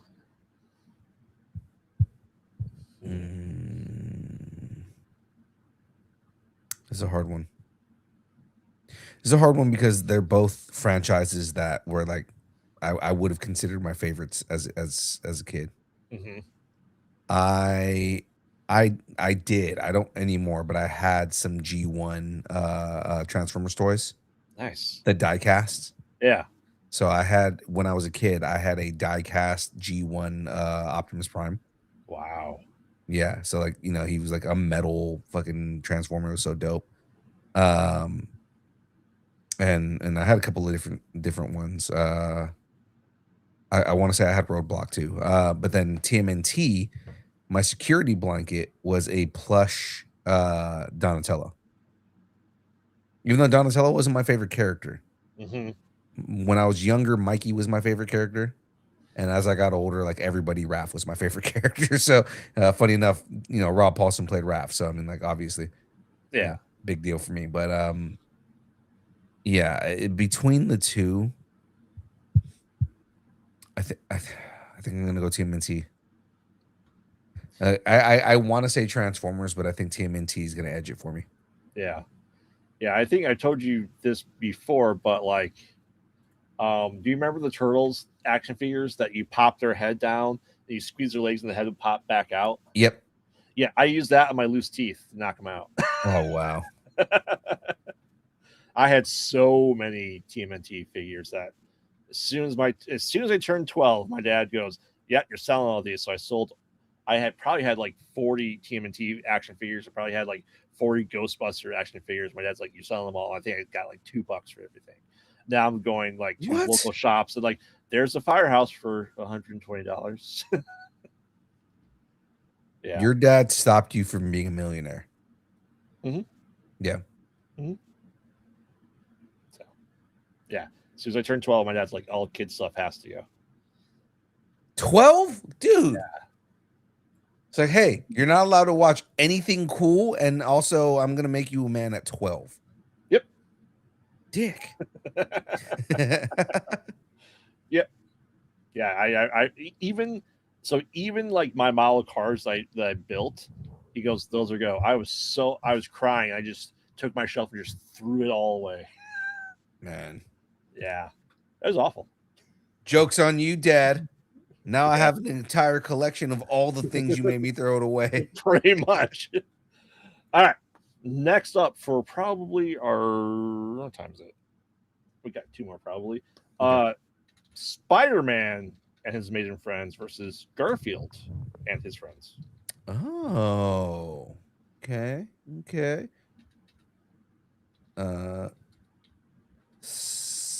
Spider-Man and what?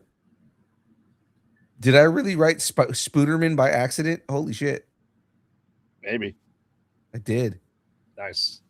Yeah, Sandra, I had that conversation when I was getting more adult furniture for my oldest, that I'm like, hey, she's like, I want to keep all this stuff. I go, cool. Let's put it in storage. Like, I didn't make her throw anything away, which, why her room's such a mess. But like, you want to keep the stuff for your kids, it can go in storage. That's fine. Like, I would never do that. I respect that, because our parents did it to us. So yeah. Right. Yeah. It's just like, you never know. Like that. Obviously, if something's like broken or just like covered in garbage, then yeah, it'll go away. But not, you're too old for this. Yeah.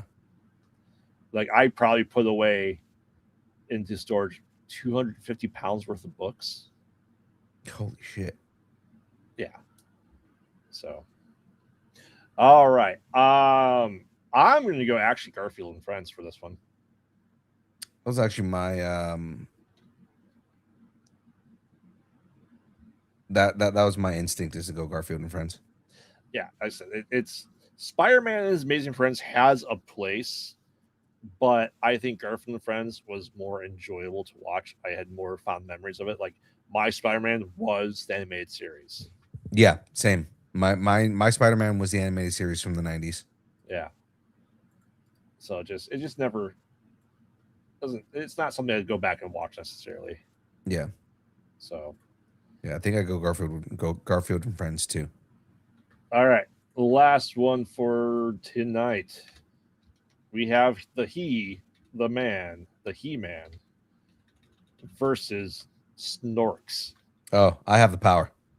Are you sure? Snorks Yes. might run away with this one. You fucking better not. That'd be amazing.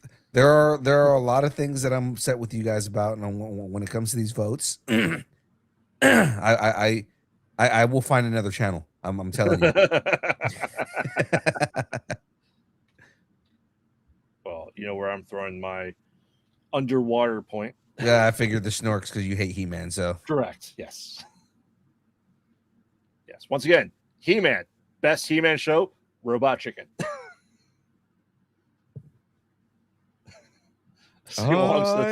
Say Wong said the Snorks too. Fuck off.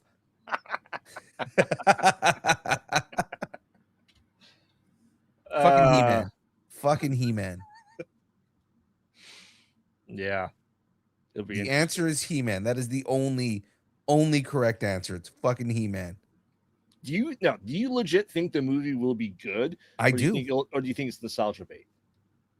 No, I think it's gonna be good. I think if okay, so if they take beats from the comics Mm-hmm.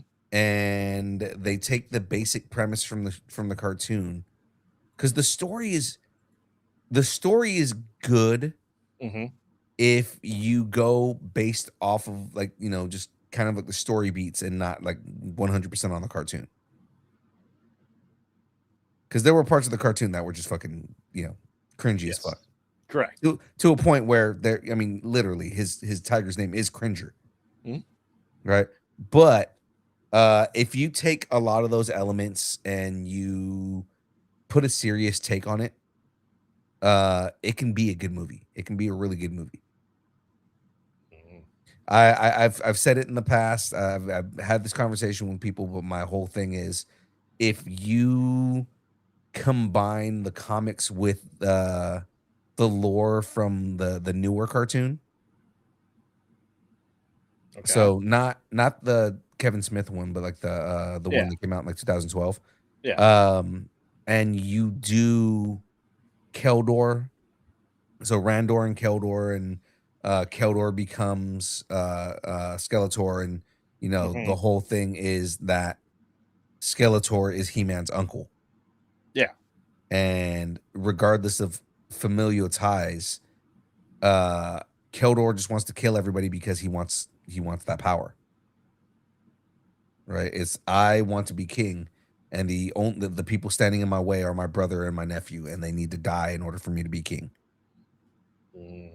Right? Now, if you take it a step further and you give him more motivation than just I want to be king, Mm-hmm.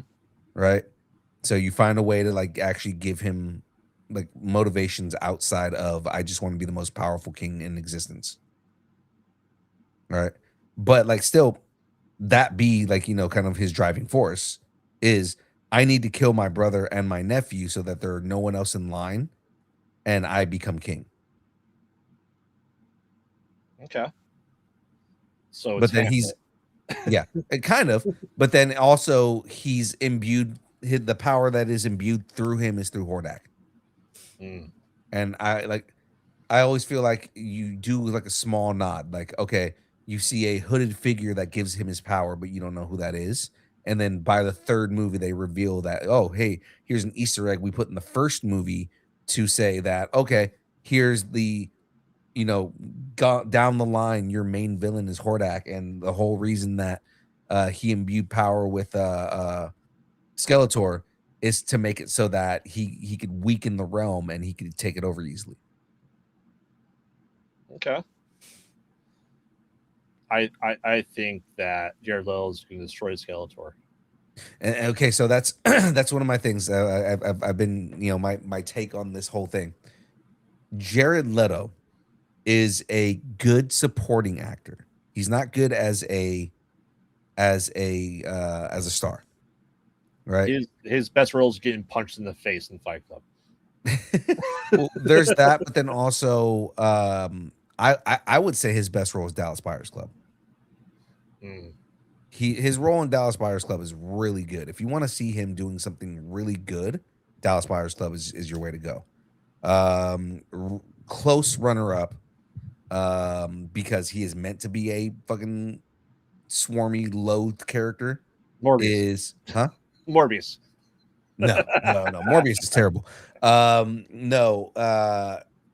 My close runner up is going to be his character from Blade Runner. Okay. But again, he's a good supporting actor. He is not good as a star. Yeah. Right? Because he tries to do too much, but you make him a supporting actor, you give him a good supporting role. I think he has potential to do really good as Skeletor. But I also say I will only allow 1 to 2 scenes of Jared Leto's face in this entire fucking franchise. All right. Once to show that he is Keldor, that he is He-Man's uncle in a flashback scene, right? I wanted to record another video on this, but I might as well just do it now, right? So I mean, like the whole thing on this is my whole take on this is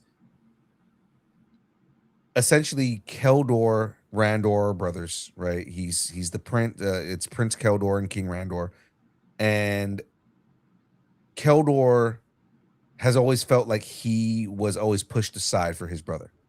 Right. Randor's always been put ahead of him. So Keldor, trying to get more power, makes a deal with Hordak. Again, in the first movie, you make it more like he made a deal with the devil, but you don't know who the devil is. Right. Right. But, long fans of the franchise will know that the devil that he deals with is Hordak. Right. Because then that gives you a chance to do more down the line. Right. So Hordak imbues him with power. He becomes one of the most powerful dark wizards in all of Eternia. Right.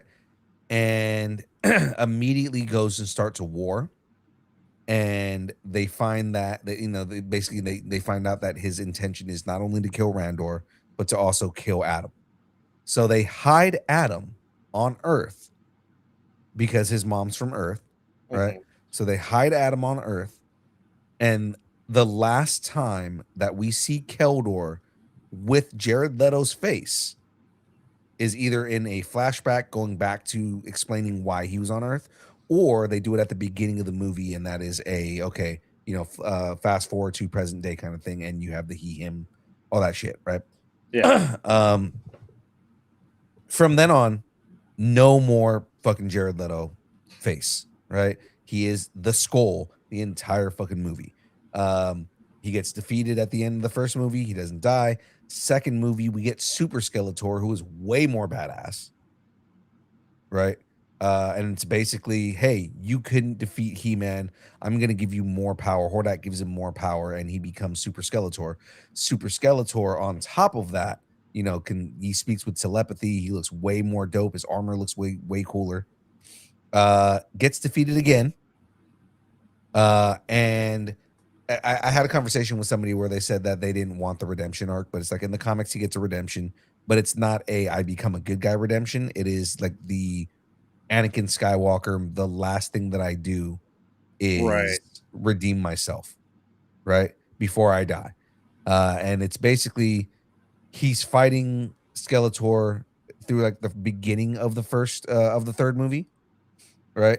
But Skeletor sacrifices himself in order to save He-Man from Hordak in some way.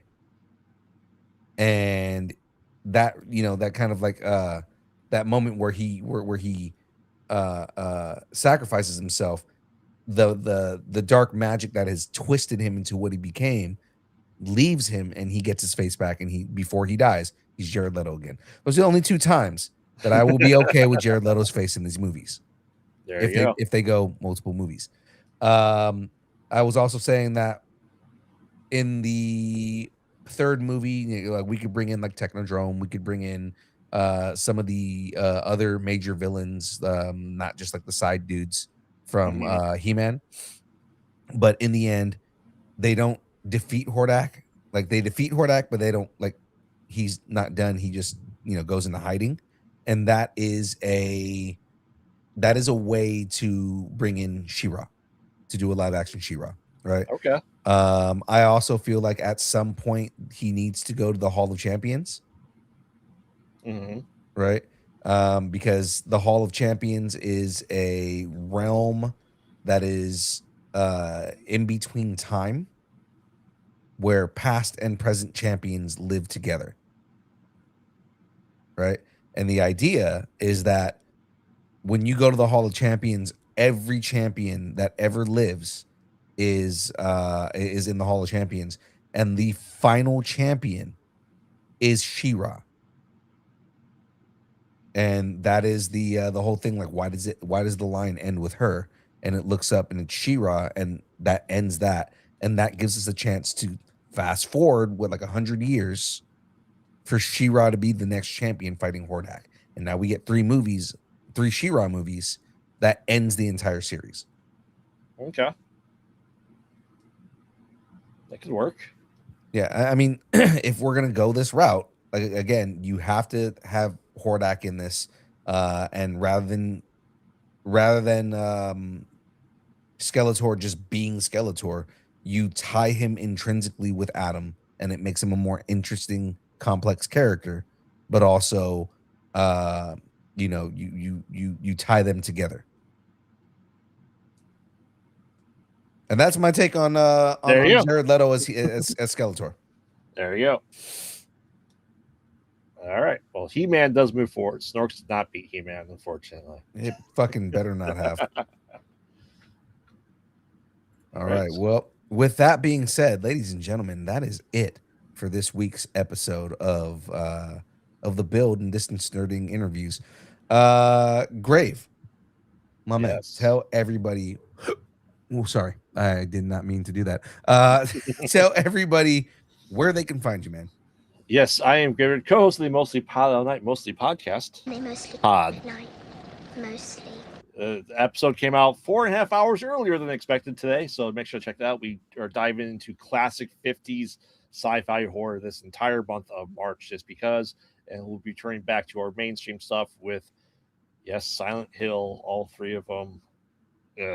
Month after that. I'm excited for that. Check out Conversations Void, where we talk to people in the horror industry. Lots of fun. Follow us on all social media, Pod Out at Night.